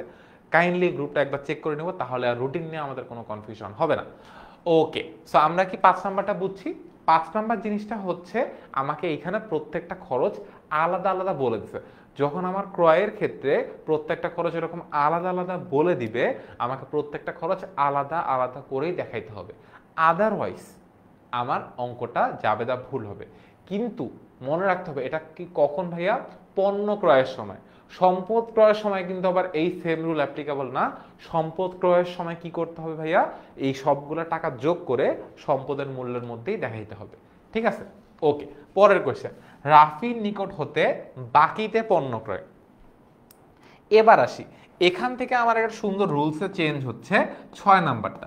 ঠিক আছে, সাধারণত কোনো একটা কোয়েশ্চেনে যদি ব্যক্তির নাম উল্লেখ করা থাকে, যেমন রাফি, ফারহান, সাধারণত যদি কোনো একটা পণ্য ক্রয় বা পণ্য বিক্রয়ের জাবেদায় ব্যক্তির নাম উল্লেখ করা থাকে, ধরে নিতে হয় ওইটা একটা বাকিতে লেনদেন। কিন্তু এখানে একটা কিন্তু আছে, ব্যক্তির নাম উল্লেখ করে দিছে আবার নগদ কথাটাও বলে দিছে, তখন তো সেটার বাকিতে লেনদেন হবে না। কিন্তু শুধু ব্যক্তির নাম উল্লেখ করা আছে, এরকম কোনো নগদ ওয়ার্ড বলে দেওয়া নাই, তখন সেটাকে বাকি লেনদেন মনে করে কি করতে হবে ভাইয়া? জাবেদা করতে হবে। এবার আমরা আসি, রাফির নিকট হতে বাকিতে পণ্য ক্রয়। ঠিক আছে, সো বাকিতে পণ্য ক্রয় জাবেদা কি? ক্রয় হিসাব ডেবিট, পাওনাদার বা প্রদেয় হিসাব ক্রেডিট। সো ক্রয় হিসাব ডেবিট, পাওনাদার ব্র্যাকেটে, যেহেতু আমাকে এখানে ব্যক্তির নাম বলে দিছে, আমরা জাস্ট ব্যক্তির নামটা ব্র্যাকেটে দিলাম, পাওনাদার বা প্রদেয় রাফি হিসাব ক্রেডিট, দ্যাটস ইট। ঠিক আছে, সো জাস্ট বাকিতে ক্রয় করলে যে জাবেদা হচ্ছে সে জাবেদাটাই আমরা এখানে দিলাম। জাস্ট যেহেতু ব্যক্তির নামটা বলেছে, ব্যক্তির নামটা কি করলাম ভাইয়া? ব্র্যাকেটের মধ্যে ঢুকাই দিচ্ছি, দ্যাটস ইট। এরপরে পণ্য ক্রয় করে নগদ আর চেক দুইটাই দিছি। সো এতক্ষণ তো আমরা সিঙ্গেল জাবেদা করতেছিলাম।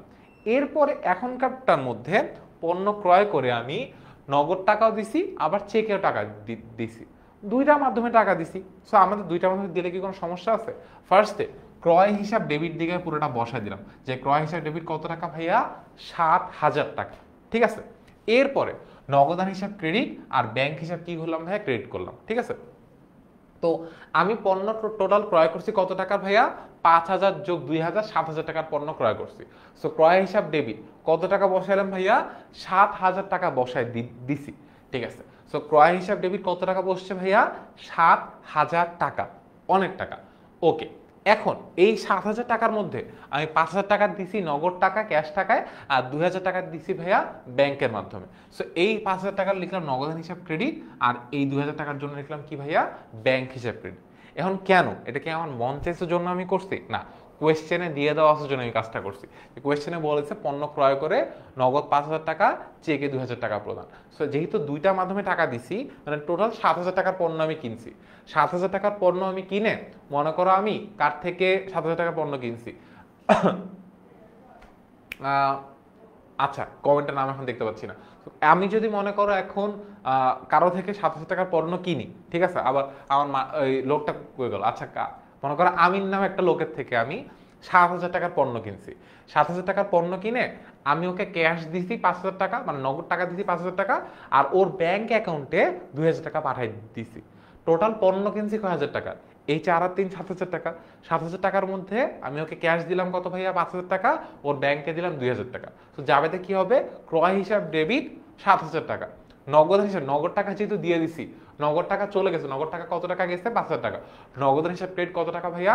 5,000 টাকা। আর ব্যাংক হিসাব ক্রেডিট কত টাকা ভাইয়া? 2,000 টাকা। ঠিক আছে, ওকে। এরপরে সবচেয়ে ফান ফ্যাক্ট, আলম মাছি। সো আলমের নিকট হতে পণ্য ক্রয় কত টাকা ভাইয়া? 5,000 টাকা। ঠিক আছে, আর কারবারি বাট্টা কত পার্সেন্ট ভাইয়া? 10%। সো বাট্টার প্রকারভেদ আছে। বাট্টাকে ইংলিশ ওয়ার্ডটা হচ্ছে ডিসকাউন্ট। সো আমরা এখন বিভিন্ন দোকানের সামনে গেলে দেখবো 20% ডিসকাউন্ট, 30% ডিসকাউন্ট দেয় না ভাইয়া? সো এই যে ডিসকাউন্টের বাংলা ওয়ার্ডটা কি হচ্ছে ভাইয়া? বাট্টা। এখন এই কারবারি বাট্টা জিনিসটা, এইটা আমরা হিসাবের খাতায় কোথাও দেখাই না। কারবারি বাট্টা যে জিনিসটা, এই কারবারি বাট্টাকে আমরা হিসাবের খাতায় বা অ্যাকাউন্টিং এর মধ্যে কোথাও দেখাই না। এটাকে আমরা অ্যাকচুয়ালি কি করি? জাস্ট ক্যালকুলেশন করে বাদ দিয়ে দিই। এখন একদম তোমার রিয়েল লাইফ এক্সাম্পলে আসি। তুমি দোকানে বই কিনতে গেছো, দোকানে বই কিনতে যাওয়ার পরে দোকানদার আঙ্কেল তোমাকে বলছে ভাই বইয়ের দাম কত? 500। তুমি বলছো যে না, 500 টাকা না, একটু কমায় রাখেন। দোকানদার বলছে আচ্ছা, আপনি তাহলে আমাকে 450 টাকা দেন। এই যে কথা বলার সময় দামাদামি করে দামটা কমায় ফেললে 50 টাকা, এটাকে আমরা কি বলি ভাইয়া? কারবারি বাট্টা বলি। ট্রাস্ট মি, ওই দোকানদার আঙ্কেল জীবনেও কোথাও ওই 50 টাকা যে কম রাখছে এটা কোথাও লিখে রাখে না। জাস্ট ওই যখন খাতায় লিখবে তখন দাম কত টাকা লিখবে, তার খাতায় 400 মানে 50 টাকা লিখবে। সো কারবারি বাট্টা হিসাবের কোথাও কি হয় না ভাইয়া? লেখা হয় না। ঠিক আছে, এটা কিন্তু একটা এমসিকিউর জন্য ভালো প্রশ্ন। সো এখন তাহলে জাবেদা কি হচ্ছে ভাইয়া? ক্রয় হিসাব ডেবিট 4500 টাকা, পাওনাদার আলম হিসাব ক্রেডিট কত টাকা ভাইয়া? 4500 টাকা। কারণ আপনার মনে প্রশ্ন, ভাই এখানে লেখা 5000, আপনি 4500 কই থেকে পাইলেন? জিনিসটা হচ্ছে কারবারি বাট্টার অ্যামাউন্টটা আমরা কি করি ভাইয়া? বিয়োগ করে দেখাই। সো 5000 টাকা, এইটার 10% কত হবে? কোনো কিছু 10% মানে হচ্ছে কি ভাইয়া? একটা শূন্য কম। 5000 টাকা 10% হচ্ছে কত টাকা ভাইয়া? 500 টাকা। সো আমার 500 টাকা কি করলাম ভাইয়া? মাইনাস করে পাইলাম কত? 4500 টাকা। সো কারবারি বাট্টার অ্যামাউন্টটা জাস্ট বিয়োগ করে দিলে হয়, আর অন্য কোনো কিছু করতে হয় না। সো এখানে দাম কত টাকা দেখাইলাম ভাইয়া? 4500, 4500। বুঝছি? ওকে। এরপরে পণ্য ক্রয় 20,000 টাকা, যা 30% নগদে 30% চেকে। আমি এটা হচ্ছে একটা বুলেট প্রুফ কোয়েশ্চেন, মানে আমার নিজের পরীক্ষা আমি এরকম একটা কোয়েশ্চেন আসছে আমি পারিনি ছোটবেলার পরীক্ষায়। ঠিক আছে, এখন দেখো আমার মন সরল, তোমার মন সরল। ঠিক আছে, এখন আমার মনে প্রশ্ন আসছে যে ভাই পণ্য ক্রয় করছি ঠিক আছে, 30% মানে 100, আমি যদি এখানে 20,000 টাকা দেয়া আছে, বাট আমি যে টোটাল অ্যামাউন্টটা মনে করে 100 টাকা চিন্তা করি। সো পণ্য ক্রয় করছি 100 টাকা, 100 টাকার মধ্যে 30 টাকা দিছি নগদে, বাকি 30 টাকা দিছি হচ্ছে চেকে, বাকি 40 টাকা গেল কই? তাই না? এই 40 টাকা কে নিয়ে গেল? প্রশ্ন আসতেছে না? আমার মনে প্রশ্ন আসছিল, আমি আনসারটা ভুল দিয়ে আসছিলাম। তোমাকে এই জন্য বলি, দেখো কোয়েশ্চেনের মধ্যে পণ্য ক্রয় দিয়ে আছে কত টাকা ভাইয়া? 20,000 টাকা, যা 30% নগদে 30% চেকে বলে দিছে। ওকে, সো এই 30% নগদে 30% চেকে বলেছে, যে অ্যামাউন্টটা বলে নাই আমাদেরকে বুঝে নিতে হবে ওই অ্যামাউন্টটা হচ্ছে কি ভাইয়া? বাকিতে লেনদেন। ঠিক আছে, যে অ্যামাউন্টটা এখানে বলে না ওই অ্যামাউন্টটা কি কোন লেনদেন ভাইয়া? ওই অ্যামাউন্টটা হবে ভাইয়া বাকিতে লেনদেন। এবার আমরা জাবেদাটা করি। সো টোটাল অ্যামাউন্ট কত? পণ্য ক্রয় করছি ভাইয়া 20,000 টাকা। সো ক্রয় হিসাব ডেবিট কত টাকা ভাইয়া? 20,000 টাকা। তারপরে নগদের দিছি কত? 20,000 টাকা 30%। সো 20,000 টাকা ক্যালকুলেটারে 30% করো। সো 20,000 টাকা লিখবা, তারপর ইনটু সাইনে ক্লিক করবা, 20 লিখবা, পার্সেন্ট সাইনে ক্লিক, ইকুয়াল সাইনে ক্লিক করবা। ঠিক আছে, তারপরে দেখবা 20,000 টাকা 30% করলে কত হয়? সো 20,000 টাকার 10% হচ্ছে, আমি যদি ভুল হব না, ঠিক আছে ভাইয়া, করতে করতে অভ্যাস আছে, তোমাদেরও হয়ে যাবে। 20,000 টাকা 10% মানে একটা শূন্য কম। সো কোনো কিছু 10% মানে কি ভাইয়া? একটা শূন্য কম। সো 20,000 টাকা 10% মানে কত টাকা ভাইয়া? 2,000 টাকা। সো 20,000 টাকা 30% কত টাকা হবে ভাইয়া? 2,000 ইন্টু 3 করলে কত হবে ভাইয়া? 6,000 টাকা। সো এই যে নগদের হিসাব রেট কত টাকা ভাইয়া? 6,000 টাকা কি করলাম ভাইয়া? বসাই দিলাম। এরপরে বাকি 30% দিচ্ছি কিসে? চেকে। চেকের জন্য কোন হিসাব আসবে ভাইয়া? ব্যাংক হিসাব। সো ব্যাংক হিসাব ক্রেডিট কত টাকা বসবে ভাইয়া? 6,000 টাকা বসবে। তারপরে বাকি টাকা কে কই নিয়ে গেছে? আমাদেরকে ধরে নিতে হবে যে পার্সেন্ট বা অ্যামাউন্ট এখানে দেয়া নাই, এই 40%, এই 40% হচ্ছে বাকি লেনদেন। সো বাকি লেনদেনের জন্য জাবেদা কি হয়? বাকিতে লেনদেন করলেই পাওনাদারকে নিয়ে আসতে হয়। তাহলে এই জন্য পাওনাদার হিসাব ক্রেডিট কত টাকা ভাইয়া? 8,000 টাকা। 20,000 টাকা 40% হচ্ছে কত টাকা ভাইয়া? 8,000 টাকা। বুঝছি? ইয়েস। এই পার্টিকুলার জিনিসগুলো মানে আমাদের এসএসসি লাইফ থেকে এইচএসসি লাইফে এই অ্যাডিশনসগুলো হয়। ঠিক আছে, অনেক, যদিও এটা এসএসসি লেভেলেই দিয়ে দেয় টু বি অনেস্ট। এরপরে পণ্য ক্রয় ভ্যাট 15%। ঠিক আছে, এই দুইটা আসলে পাশে অ্যাডভান্স লিখে দেওয়া উচিত। এ ডিভি এটা আজকে না বুঝলেও খুব বেশি একটা চাপ নাই, এটা অ্যাডভান্স টপিক, তাও বুঝাই দিচ্ছি। দেখো পণ্য ক্রয় 10,000 টাকা, ভ্যাট 15%। সো এখানে ভ্যাটের অ্যামাউন্টটা আলাদা করেই দেখাইতে হয়। সো ভ্যাটের অ্যামাউন্টটা কেমন? ভ্যাটের জন্য কি কাকে নিয়ে আসি ভাইয়া? ভ্যাট চলতি হিসাবকে নিয়ে আসি। ঠিক আছে, যদি ভ্যাট আলাদা করে বলে দেয় 10,000 টাকার উপর 15% আলাদা করে করব, ভ্যাটের মধ্যে টাকাটা বসায় দিব, টোটাল টাকাটাই আমার ক্রয়ের জন্য দিতে হবে। সো ফর এক্সাম্পল আমি তাহিয়ার থেকে পণ্য কিনতে গেছি। ঠিক আছে, সো আমি তাহিয়ার থেকে কি করলাম ভাইয়া? টিএইচ আপাতত ওর নাম। ঠিক আছে, ওর থেকে আমি এখন পণ্য কিনতে গেছি। এখন পণ্য যদি আমি ওর থেকে এখন কিনতে যাই, যেহেতু ক্লাস করছে ম্যাডাম, তাহলে আমি ম্যাডামকে কি করবো না ভাইয়া, কোনো টাকা পয়সা আপাতত কি করবো না, দিব না। ম্যাডামের থেকে আমি বাকিতে পণ্য কিনে নিয়ে আসবো, ঠিক আছে?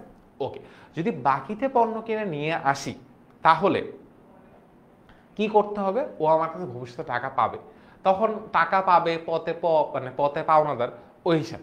এখন যদি আমি এই পার্টিকুলার কেসে আসি যে আমি ওর কাছে পণ্য কিনতে গেছি, আচ্ছা এখন হইতেছে আমি বাকিতে কিনবো, নগদ টাকা দিয়ে কিনবো। কারণ ও আমার বলছে ভাইয়া আপনি আমার কাছে যেহেতু পণ্য কিনতে আসছেন, আমার প্রোডাক্টের দাম হচ্ছে 10,000 টাকা, আপনাকে এক্সট্রা করে 15% ভ্যাট দিতে হবে। তোমরা যখন রেস্টুরেন্টে খাইতে যাবা দেখবা যে অনেক সময় খাবারের বিলের পরে পরে যে ভাইয়া 15% ভ্যাট আলাদা করে দিতে হবে। সো খাবারের দাম হচ্ছে 100 টাকা, ভ্যাট হচ্ছে 15 টাকা, টোটাল তুমি দোকানদার আঙ্কেলকে দিলা কয় টাকা ভাইয়া, 115 টাকা। সো এরকম তাহিয়ার কাছে আমি যখন পণ্য কিনতে গেছি, তাহিয়া আমাকে বলছে যে ভাই আপনি যে প্রোডাক্টটা কিনবেন ওটার দাম হচ্ছে 10,000 টাকা, আপনাকে এক্সট্রা করে ভ্যাটের টাকা দিতে হবে কত পার্সেন্ট ভাইয়া, 15%। সো আমি যখন পণ্য হিসাব করতেছি, ক্রয় হিসাব ডেবিট কত টাকা লিখলাম ভাইয়া, 10,000 টাকা। ভ্যাটের টাকাটা আলাদা করে দেখাইতে হবে, বিকজ ভ্যাটের উপর অধিকার কার ভাইয়া, সরকারের, ঠিক আছে? সো ভ্যাট চলতি হিসাব কত টাকা ডেবিট করলাম ভাইয়া, 1500 টাকা। কেমনে পাইলাম, এই 10,000 টাকার উপর 15% করে আমি কত টাকা পাইলাম ভাইয়া, 1500 টাকা পাইলাম। এই 1500 টাকা আমার জন্য কি ভাইয়া, ভ্যাটের অ্যামাউন্ট, ঠিক আছে? ভ্যাট চলতি হিসাব কত টাকা বসলাম, 1500 টাকা বসছে। তারপর এই দুইটা যোগ করে আমি তাহিয়াকে কত টাকা দিছি, আলটিমেটলি 11,500 টাকা দিছি, ঠিক আছে? তাহলে টোটাল 10,1500 যোগ করে কত হয় ভাই, 11,500। সো ক্রয় হিসাব ডেবিট, ভ্যাট চলতি হিসাব ডেবিট, আর নগদ হিসাব কি ভাইয়া, ক্রেডিট হবে। আচ্ছা স্যার ভুল হয়েছে, অপু ভাইয়া কোথায় ভুল হয়েছে একটু বলো তো ভাইয়া, তাহলে ভুলটাকে আমরা ঠিক করে ফেলি। ওকে, না ভুল হওয়ার কথা না, 10,000 টাকার 15% 1500 টাকাই হয়, ঠিক আছে? যদি ভুল হয় আমাকে, স্যার ভুল হয়েছে, প্রথম কথা সারের বানানটা ভুল হয়েছে। এইটা হচ্ছে মানে জমিতে যে সার দেয় না, ওই সারের বানান হচ্ছে দন্তেশ আকারের সা আর র।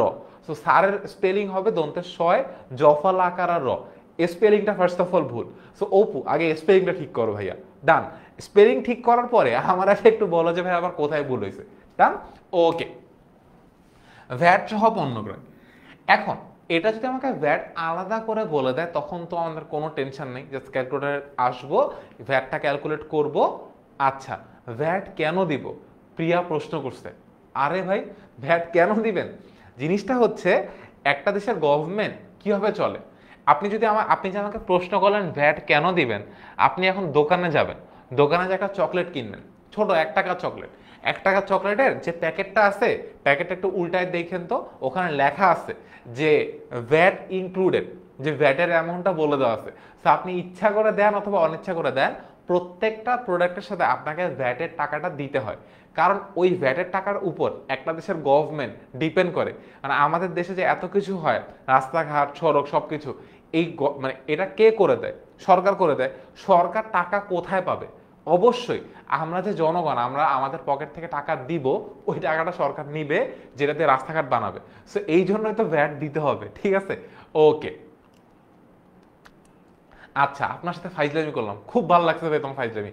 কিন্তু ফাইজলামি করার আগে যে তুমি যে বলছো ভুল হয়েছে, আগে সারের বানানটা ঠিক করে শিখাইছো, তাহলে আর এই ভুল জীবনে হবে না, ঠিক আছে আপু? ওকে ডান। ভ্যাট সহ পণ্য ক্রয় কত ভাইয়া, 11,500 টাকা। তো যখন আমাকে ভ্যাটটা আলাদা করে বলে দেয় তখন আমার খুব বেশি টেনশন থাকে না। বাট যদি কোনো কোয়েশ্চেনে ভ্যাট সহ বলে দেয় তখন ভ্যাটের অ্যামাউন্টটা ক্যালকুলেট করতে হয়, যে ভ্যাটের অ্যামাউন্টটা কত। সো যখন আমাকে কোনো একটা কোয়েশ্চেনে ভ্যাট সহ বলে দিছে, দ্যাট মিনস এই টাকার অ্যামাউন্টের মধ্যে পণ্যের টাকাটাও আছে, ভ্যাটের টাকাটাও আছে। এই 11,500 টাকার মধ্যে কার কার টাকা আছে, পণ্যের দামও আছে, ভ্যাটের অ্যামাউন্টটাও বলা আছে, ঠিক আছে? এখন ভ্যাটের টাকা কত আর পণ্যের দাম কত সেটা আমার বের করা হচ্ছে রিয়েল চ্যালেঞ্জ। সো আগে আমরা ভ্যাটের অ্যামাউন্টটা বের করব, দেন ওখান থেকে পণ্যের দামটা আমরা বের করে ফেলতে পারবো। সো এই 11,500-র মধ্যে ভ্যাট কত টাকা সেটাকে আমরা বের করব।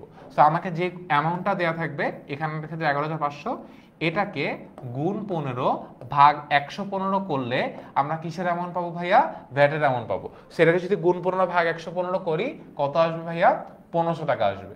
সো আমার এই অঙ্কের জন্য ভ্যাটের অ্যামাউন্ট কত ভাইয়া, 1500 টাকা, ঠিক আছে? আচ্ছা এখন হ্যাঁ, তোমার টাকা দিয়ে সব রাস্তাঘাট হয়, ঠিক আছে, বুঝলাম। আমাকে যদি কোনো একটা কোয়েশ্চেনে ভ্যাটের অ্যামাউন্টটা বের করতে বলে, ভ্যাটের অ্যামাউন্টটা যদি কোনো কোয়েশ্চেনে ভ্যাট সহ বলে দেয়, ভ্যাট সহ যদি কোনো একটা কোয়েশ্চেনে বলে দেয়, সেক্ষেত্রে ভ্যাটের অ্যামাউন্টটা ক্যালকুলেট করার জন্য আমাদের যে অ্যামাউন্টটা কোয়েশ্চেনে বলা থাকবে ওইটাকে গুণ 15 ভাগ 115 করলে আমরা ভ্যাটের টাকাটা বের করতে পারবো। যদি আমার ভ্যাটের টাকাটা আমি বের করে ফেলতে পারি, আমার কোয়েশ্চেনে যে অ্যামাউন্টটা দেওয়া আছে এইটা থেকে ভ্যাটের অ্যামাউন্টটা বাদ দিলে আমি ক্রয়ের মানটা পাবো। সো 11,500 এখান থেকে বাদ দিলাম কত ভাইয়া, 1500, বাদ দিলে আমার থাকতেছে যেটা সেটা হচ্ছে, এটা হচ্ছে আমার ক্রয়ের মান। আমি পণ্য ক্রয় করছি কত টাকার ভাইয়া, 10,000 টাকার, আর ভ্যাট দিছি কত টাকার ভাইয়া, 1500 টাকা। সো আমার চ্যালেঞ্জটা মেইনলি হয় যদি কোনো একটা কোয়েশ্চেনে এরকম ভ্যাট সহ বলে দেয়, ভ্যাট সহ বলে দিলে ভ্যাটের অ্যামাউন্টটা ক্যালকুলেট করার জন্য আমাকে এরকম গুণ 15 ভাগ 115 করতে হয়, ঠিক আছে। এটার নিয়ম, এটা আমি বানাইনি, এটা বানাই দিছে, ঠিক আছে। সো এটা বানানোই আছে, যখন কোনো কোয়েশ্চেনে ভ্যাট সহ বলে দেয় তখন গুণ 15 ভাগ 115 করে ভ্যাটের অ্যামাউন্টটা ক্যালকুলেট করতে হয়। আর ভ্যাটের অ্যামাউন্টটা ক্যালকুলেট করে ফেলতে পারলে এই টোটাল অ্যামাউন্ট থেকে ভ্যাটের অ্যামাউন্টটা বাদ দিলে আমরা কত টাকার পণ্য ক্রয় করছি সেই অ্যামাউন্টটা পেয়ে যাব, ঠিক আছে। ওকে, সো জাবেদাতে অন্য কোনো চেঞ্জ নেই, এটা যে জাবেদা এটাও সেম জাবেদা, বাট এখানে চ্যালেঞ্জ হয় হচ্ছে ভ্যাটের অ্যামাউন্টটা ক্যালকুলেট করে নিয়ে। সো এইটা আই বিলিভ আর আমাদের চ্যালেঞ্জ হবে না, সো আমাদের আর কোনো টেনশন নেই। হিসাব বিজ্ঞান কি খুব কঠিন? মাহাতাব, তোমার এই প্রশ্নের উত্তর হচ্ছে আমরা আমাদের জীবনে যা পারি তা সহজ, আমরা আমাদের জীবনে যা পারি না তা কঠিন। হিসাব বিজ্ঞান কঠিন নাকি সহজ, এই প্রশ্ন সহজ একটা ব্যাখ্যা তুমি কালকের ক্লাসটা আজকের ক্লাস যদি কমপ্লিটলি করো তাহলে ইজি একটা অ্যান্সার পেয়ে যাবা। কিন্তু তুমি যদি বলো হিসাব বিজ্ঞান কঠিন, তাহলে আমার তোমার কাছে প্রশ্ন কোন সাবজেক্টটা সহজ, এটা একটা অ্যান্সার দাও তো। এখন তুমি যদি বলো যে ভাই ম্যানেজমেন্ট সহজ, তুমি ম্যানেজমেন্টে এ প্লাস পাইতে তোমার যে পরিমাণ কষ্ট হবে তার অর্ধেকের অর্ধেক কষ্ট করে তুমি অ্যাকাউন্টিং এ প্লাস পাবা, এটা আমি তোমাকে গ্যারান্টি দিয়ে লিখে দিব। This is the bet with you. কারণ ম্যানেজমেন্টে এ প্লাস পাবো বিকজ ম্যানেজমেন্ট পিওর থিওরি, লিখে এ প্লাস পাওয়াটা খুবই ডিফিকাল্ট ম্যানেজমেন্টে। বাট অ্যাকাউন্টিংয়ে ম্যাথ পারলে টিচার নাম্বার দিতে বাধ্য। আর ম্যাথ হবে না কেন, তুমি ডেইলি আধা ঘন্টা করে অ্যাকাউন্টিং করলে তোমার অ্যাকাউন্টিংয়ের প্রত্যেকটা ম্যাথ তুমি অ্যাকাউন্টিংয়ে 100-তে 100 পাবা। I can bet with you ভাই, অ্যাকাউন্টিং আসলে এতটা কঠিন না যদি বুঝে পড়া যায়, রেগুলার প্র্যাকটিস করা যায়। এখন যদি তুমি হয় এরকম যে ভাই আমি পড়বো না বাট আমার নাম্বার লাগবে, তাহলে ভাই পাগলের সুখ মনে মনে, এই জাস্ট বলবো আমি পড়বো না নাম্বার পাবো, এটা ইম্পসিবল একটা ব্যাপার, এটা কখনো পসিবল না। সো আমাদের পড়তে হবে তারপর নাম্বার পাইতে হবে। সো আমাদের ক্রয় সংক্রান্ত সব ক্যাটাগরি জাবেদা আমরা দেখে ফেলছি। এবার আমার আসতেছে ভাইয়া বিক্রয় সংক্রান্ত, ঠিক আছে। সো আজকের ক্লাসে আমরা বিক্রয় সংক্রান্ত বুঝি, হয়তো আমাদের ইতি করতে হবে। তো যদি আমরা এতক্ষণ ক্রয় সংক্রান্ত বুঝে থাকি, আমাদের বিক্রয় সংক্রান্ত বুঝতেও খুব বেশি একটা ইস্যু হবে না। আচ্ছা, শেয়ার করার জন্য কোনো গিফট আছে কি স্যার? ইয়েস স্যার, শেয়ার করার জন্য বুক ভরা বেদনা আছে, তোমাকে দিলাম অপু। ওকে ডান। এখন পণ্যের নামে কোনো হিসাব কি হয় না ভাইয়া, মানে হিসাব হয় না, এটা ক্রয়ের ক্ষেত্রেও হয় না, বিক্রয়ের ক্ষেত্রেও হয় না। পণ্য বিক্রয় করলে পণ্যের পরিবর্তে ভাইয়া কি করতে হয়, বিক্রয় হিসাবকে লিখতে হয়। ক্রয় করলে আমরা ক্রয় হিসাব লিখি, বিক্রয় করলে আমরা কি লিখি ভাইয়া, বিক্রয় হিসাব লিখি। আচ্ছা, বিক্রয় আমার জন্য কি হয়, একটা বিক্রয় হচ্ছে আমার জন্য একটা আয়। আর আয়কে আমরা কোন দিকে দেখাই ভাইয়া, আয়কে আমরা কি দেখাই ভাইয়া, ক্রেডিট দিকে দেখাই, ঠিক আছে। ওকে, সেম জিনিসই লেখা আছে, এক্সট্রা করে বলার এখানে কোনো কিছু নাই। এবার আমরা যদি জাবেদার দিকে তাকাই, পণ্য বিক্রয় নগদ টাকা পাওয়া গেল, বিক্রয়কে আমরা কোন দিকে বসাই ভাইয়া, ক্রেডিট দিকে বসাই। ডেবিটে কে বসছে, নগদান হিসাব, নগদ টাকা আসলে নগদান ডেবিট, ব্যাংকে টাকা আসলে ব্যাংক হিসাব ডেবিট, ঠিক আছে। আর বিক্রয় হিসাব অলওয়েজ কোন দিকে যাচ্ছে ভাইয়া, যেহেতু বিক্রয় একটা আয়, বিক্রয়কে আমরা কোন দিকে নিচ্ছি ভাইয়া, ক্রেডিট দিকে নিচ্ছি। সো ক্রয়ের পাশটা এই জন্য এত সময় দিয়ে বুঝাইছি, বিকজ ক্রয় যদি বুঝি, ক্রয়ের ঠিক অপোজিট হচ্ছে কি ভাইয়া, বিক্রয়, ঠিক আছে। ওকে, সো নগদান হিসাব এখানে আসছে কোন হিসাব ভাইয়া, ব্যাংক হিসাব। কেন, বিকজ এখানে বলছে চেকে। সো যেহেতু নগদ টাকা পাইলে নগদান হিসাব ডেবিট, আর ব্যাংকে টাকা পাইলে, চেকে টাকা পাইলে ব্যাংক হিসাব ডেবিট, আর বিক্রয় তো ক্রেডিট দিকে বসতেছে। এরপরে বাকিতে পণ্য বিক্রয়। সো বাকিতে পণ্য বিক্রয় কার নাম লিখবো, মনে করি এবার আমি অপুর নামে লিখলাম। সো অপুর কাছে বাকিতে পণ্য এখন বিক্রয় করছি, যদি অপুর কাছে বাকিতে আমি পণ্য বিক্রয় করব না, ওর কাছে বাকিতে বিক্রয় তখনই আমি পণ্য বিক্রয় করব যদি আমি আমার লাইফে কোনো জীবনেও মানে জমিতে যে কীটনাশকের সার বিক্রি করে ওই সারের ব্যবসা করি, তাহলে আমি অপুর কাছে আমি বিক্রি করব। তাছাড়া আমি অপুর কাছে জীবনেও কোনো পণ্য বাকিতে বিক্রি করব না। ঠিক আছে?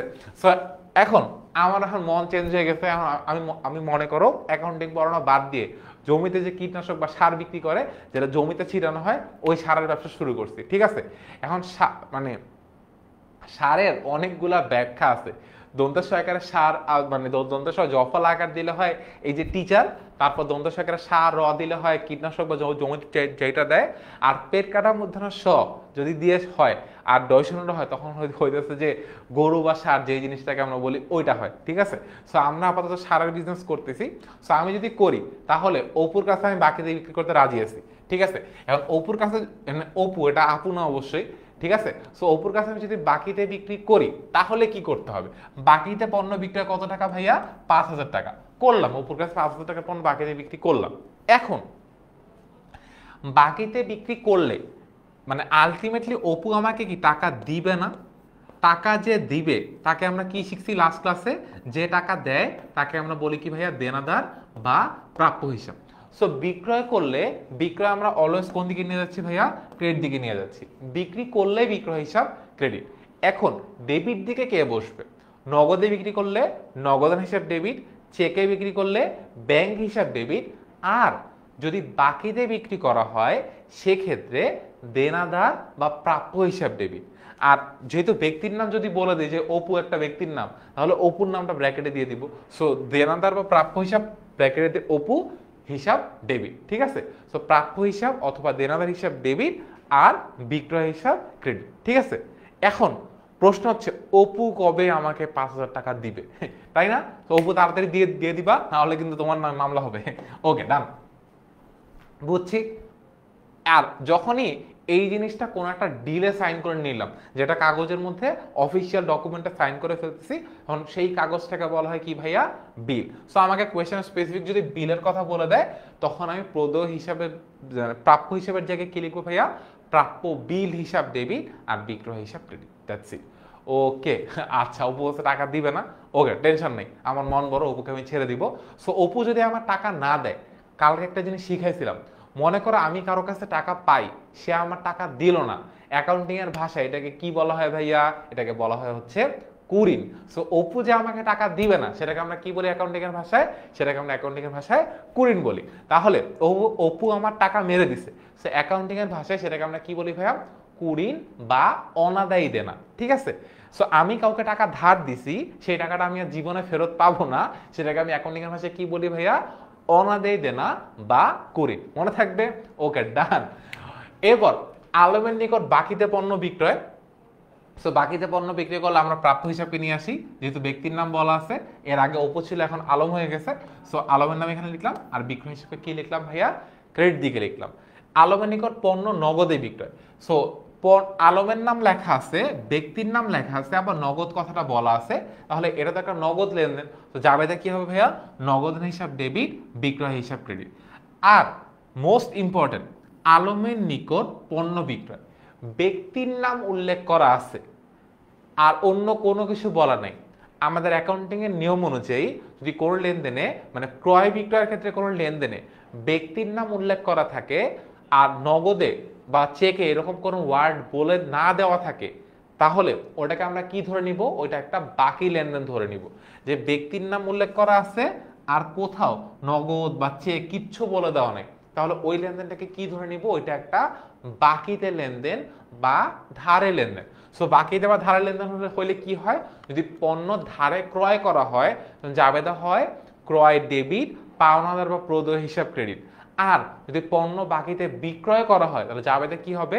প্রাপ্য হিসাব বা দেনাদার হিসাব ডেবিট, আর বিক্রয় হিসাবকে কি করতে হয় ভাইয়া? ক্রেডিট করতে হয়। ঠিক আছে? নগদান ডেবিট, বিক্রয় ক্রেডিট। আর যদি বাকিতে হয়, প্রাপ্য হিসাব ডেবিট আর বিক্রয় হিসাব ক্রেডিট। ঠিক আছে? ওকে। পণ্য বিক্রি করে নগদ 5,000 টাকা, চেকে 2,000 টাকা পাওয়া গেল, যাবে কি ভাইয়া? নগদ টাকা পাইছি, নগদান হিসাব ডেবিট, চেকের টাকা পাইছি, ব্যাংক হিসাব ডেবিট, আর দুইটা যোগ করে বিক্রয় হিসাব ক্রেডিট কত টাকা ভাইয়া? 7,000 টাকা। সো একটু আগে যেটা ক্রয় দিয়ে বুঝাইছি, ফর এক্সাম্পল এখন সিমির কাছে আমি পণ্য বিক্রি করব। তো তো সিমির কাছে যখন আমি পণ্য বিক্রি করছি, সিমি কি করছে, সিমি হচ্ছে আমাকে নগদ টাকা দিছে হচ্ছে 5,000 টাকা, আর আমার ব্যাংক অ্যাকাউন্টে দিছে হচ্ছে কয় হাজার টাকা ভাইয়া, 2,000 টাকা। আমি ওকে টোটাল 7,000 টাকার পণ্য দিয়ে দিছি। তো আমার নগদ টাকা আসছে, নগদ হিসাব ডেবিট 5,000 টাকা, ব্যাংকে টাকা আসছে, ব্যাংকে টাকা আসলে ব্যাংক হিসাব ডেবিট কত টাকা ভাইয়া, 2,000 টাকা, আর টোটাল পণ্য বিক্রি করছি কত টাকা ভাইয়া, 7,000 টাকা। সো বিক্রয় হিসাব ক্রেডিট কত টাকা ভাইয়া, 7,000 টাকা।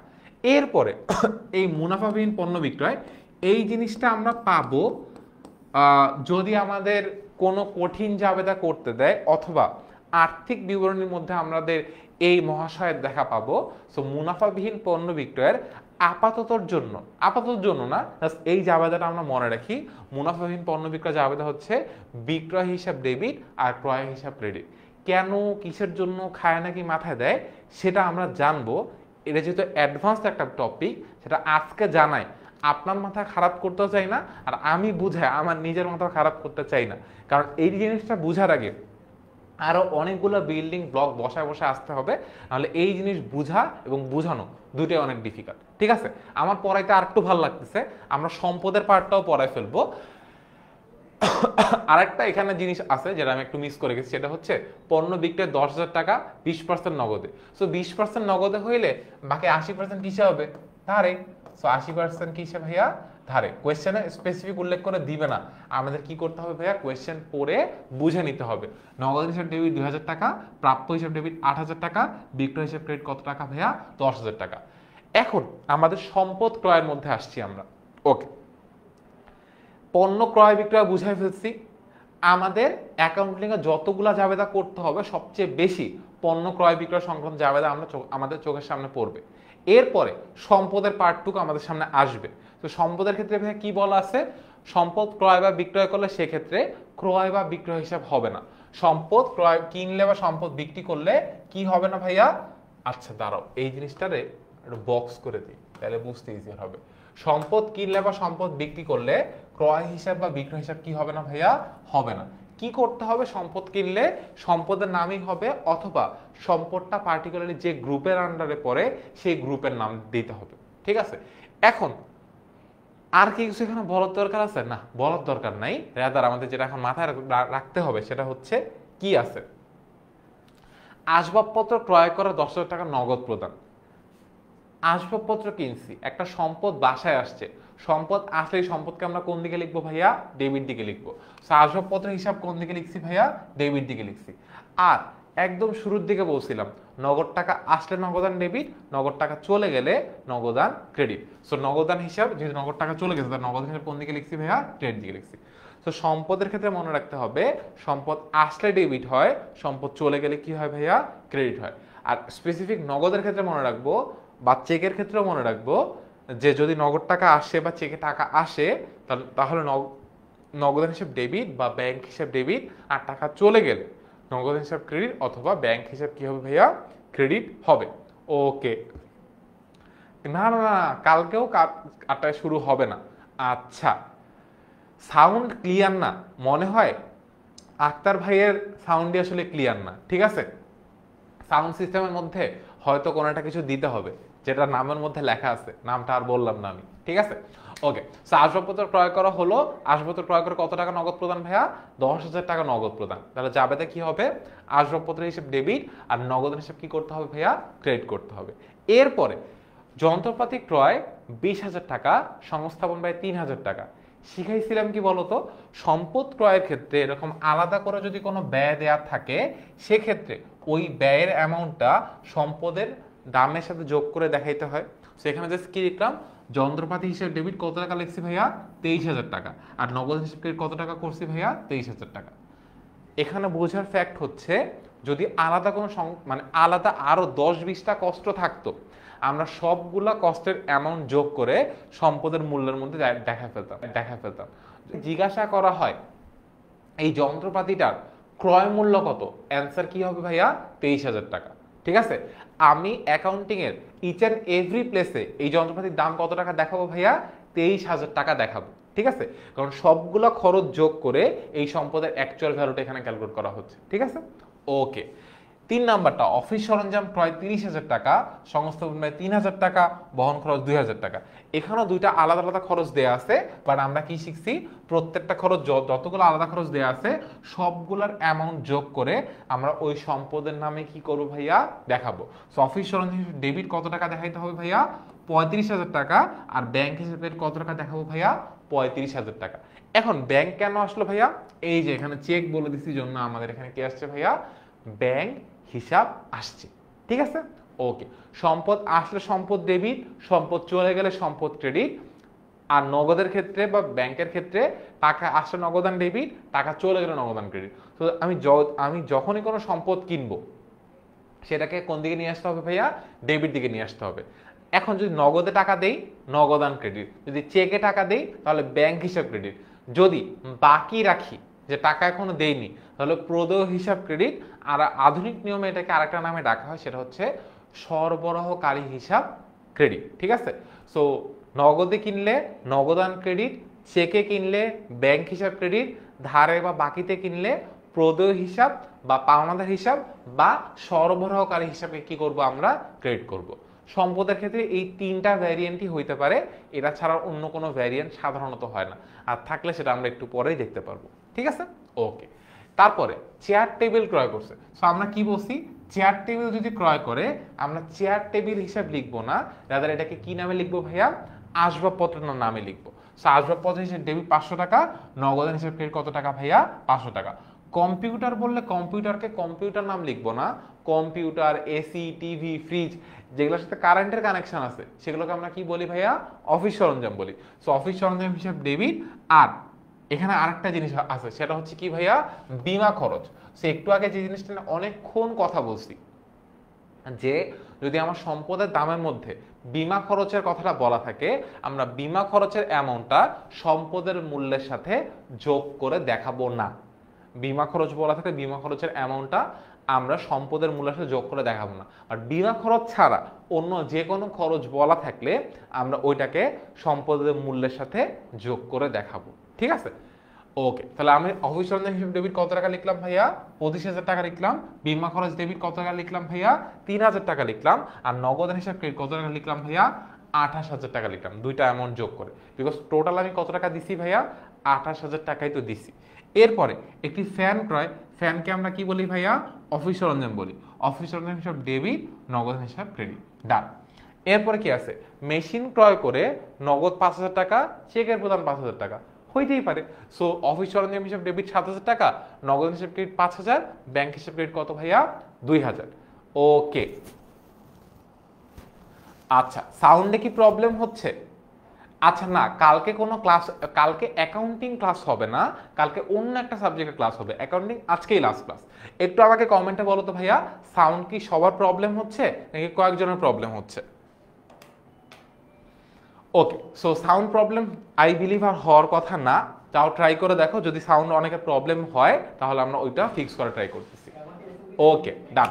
এবার একটা পুরাতন আসবাবপত্র বিক্রয় করা হলো, পুরাতন আসবাবপত্র বিক্রয় যদি করা হয়, এতক্ষণ আমরা সম্পত্তি ক্রয় করতেছিলাম, এখন আমরা সম্পত্তি কি করব ভাইয়া সম্পত্তি বিক্রয় করব, ঠিক আছে।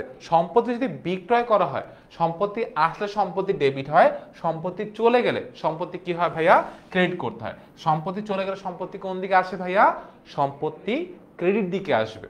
সম্পত্তি কিনলে সম্পত্তি ডেবিট হয়, সম্পত্তি চলে গেলে সম্পত্তি কি হয় ভাইয়া ক্রেডিট দিকে হয়, ঠিক আছে। সো সম্পত্তি কিনছে যে সম্পত্তি কোন দিকে আসবে ডেবিট দিকে আসে, অফিস সরঞ্জাম হিসাব ডেবিট। আর সম্পদ যখন বিক্রি করে দেয়, দেখেন স্যার সম্পদ কিনলে সম্পদ ডেবিট, সম্পদ বিক্রি করে দিলে সম্পদ হিসাব কি করতে হয় ভাইয়া ক্রেডিট করতে হয়। আর এখন সম্পদ যদি বিক্রি করে দেই টাকা আসবে না, টাকা আসবে কি ওকে সম্পদ বিক্রি করে দিলে নগদ টাকা আসবে, নগদ টাকা চলে গেলে নগদান হিসাব ক্রেডিট হয়, আর নগদ টাকা আসলে টাকা, নগদ টাকা আসলে নগদান হিসাব কি করতে হবে ভাইয়া ডেবিট করতে হবে, ঠিক আছে। ওকে ডান। সো পুরাতন সম্পদ বিক্রি করে নগদ পাওয়া গেল, যাবে কি ভাইয়া এতক্ষণ আমি সম্পদ কিনতেছিলাম, আর এটা হইতেছে মনে করেন আপনি একটা পুরাতন ফার্নিচার বাসা থেকে বিক্রি করে দিচ্ছেন, যাবে কি হবে নগদান হিসাব ডেবিট, আর আসবাবপত্র হিসেবে কি করতে হবে ভাইয়া ক্রেডিট করতে হবে। বুঝছি কাহিনী? ওকে শেষ। ও কি একটা সেরাটা ক্লাস হইলো না? ওকে, সো এতক্ষণ যে ক্লাসটা করলাম অ্যাকাউন্টিং এর জন্য আমাদের এই মাসের এটাই ছিল ভাইয়া লাস্ট ফ্রি ক্লাস। সো আমাদের আপনাদেরকে এত যে ফ্রি ক্লাস করাচ্ছি, ফ্রি ক্লাস কেন করাচ্ছি? বিকজ আমার একটা কোর্স আছে। সো এই কোর্সের ক্লাস শুরু হবে আগামী মাসের মানে অক্টোবর মাসের ঠিক 6 তারিখ থেকে, যেখানে আমরা অ্যাকাউন্টিং ফার্স্ট পেপার থেকে মানে ফুল এইচএসসি অ্যাকাউন্টিং একদম শুরু থেকে শুরু করে একদম শেষ পর্যন্ত পড়াবো।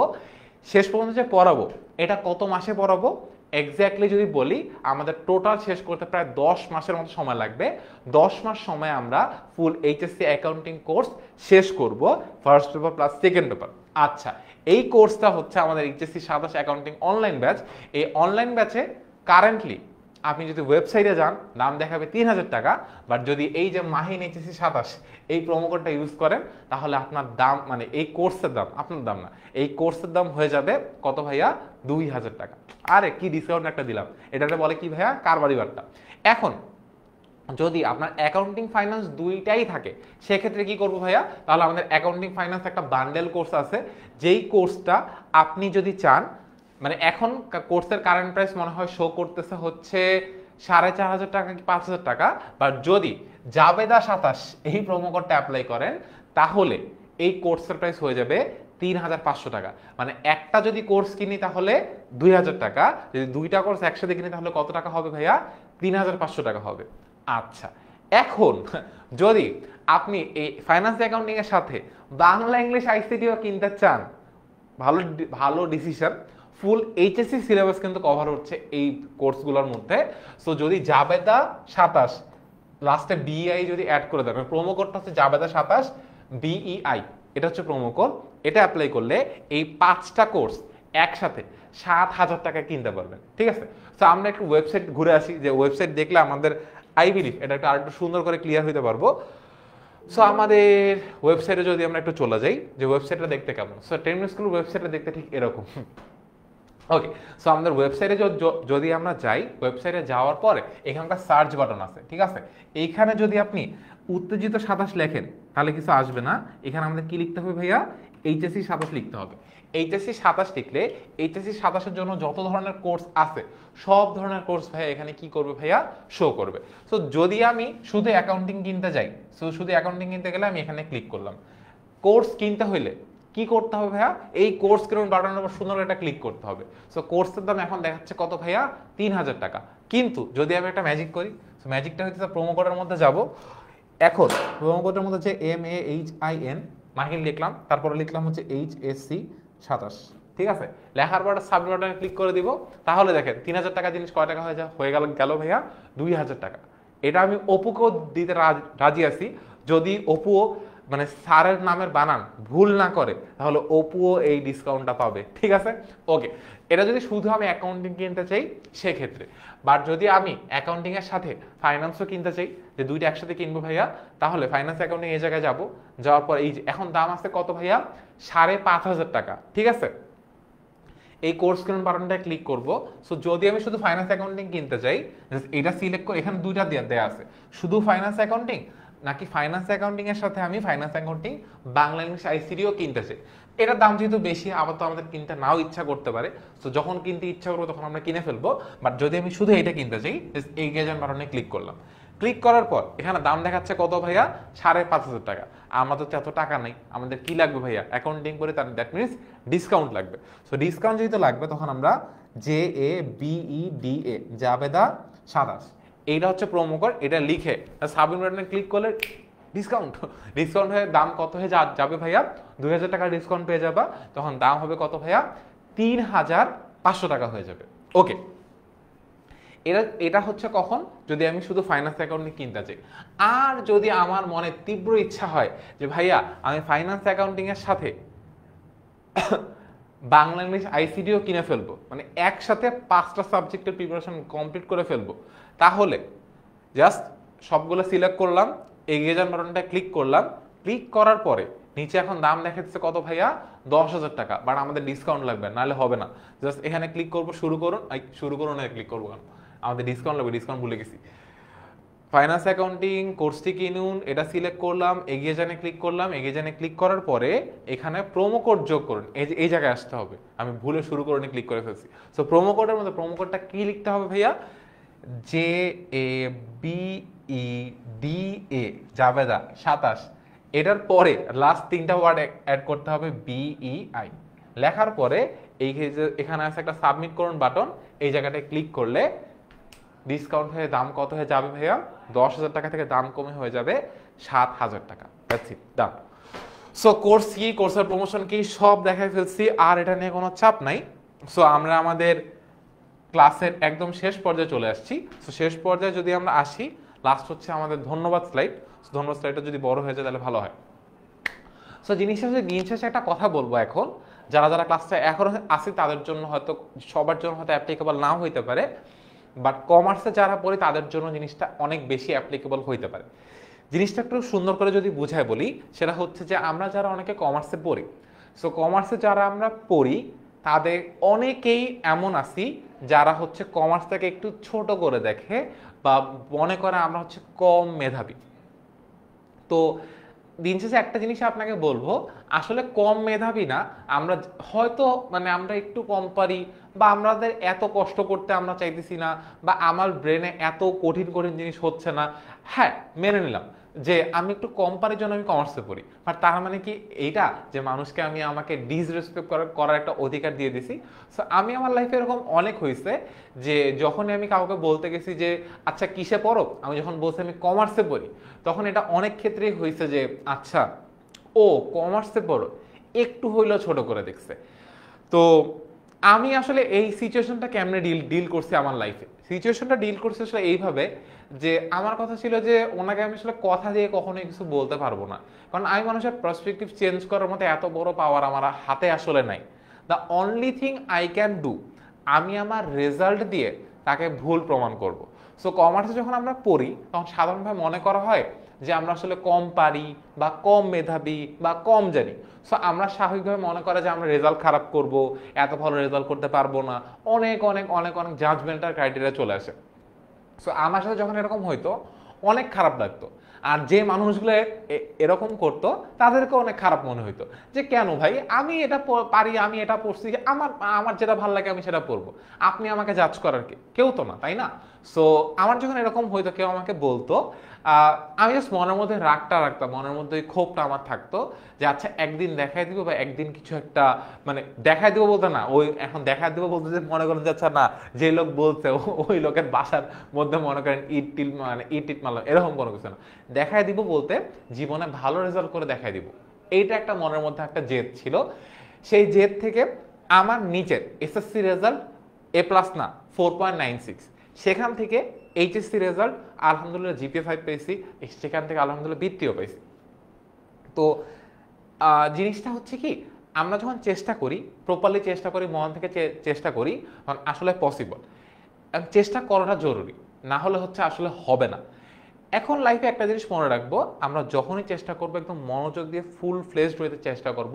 আমাকে যারা আমাদেরকে ছোট করে দেখতেছে তাদেরকে তো আমি মানে আদতে কিছু বলতে পারবো না, তার কারণ যারা এরকম বলে বা যারা এরকম করে তারা একটু আমাদের থেকে বয়সে বড় হয়, সো আমরা তাদেরকে রেসপেক্টটা দিই, বাট মনের মধ্যে জেদটা রাখবো যে না আমাকে ভালো কিছু করে দেখাইতে হবে। যেহেতু আমি কমার্সে পড়ি, কমার্স থেকে একটা ভালো রেজাল্ট করব এবং ভালো রেজাল্ট করে দেখাই দিব যে হ্যাঁ আমি খারাপ ছাত্র না, আমিও পারি, আমাকে দিয়ে হয়। সো আমার লাইফে এরকম মোমেন্ট ছিল দুইটা, একটা হচ্ছে এইচএসসি রেজাল্টের দিন, আর একটা হচ্ছে আমি যেদিন ঢাকা ইউনিভার্সিটিতে চান্স পাই সেদিন।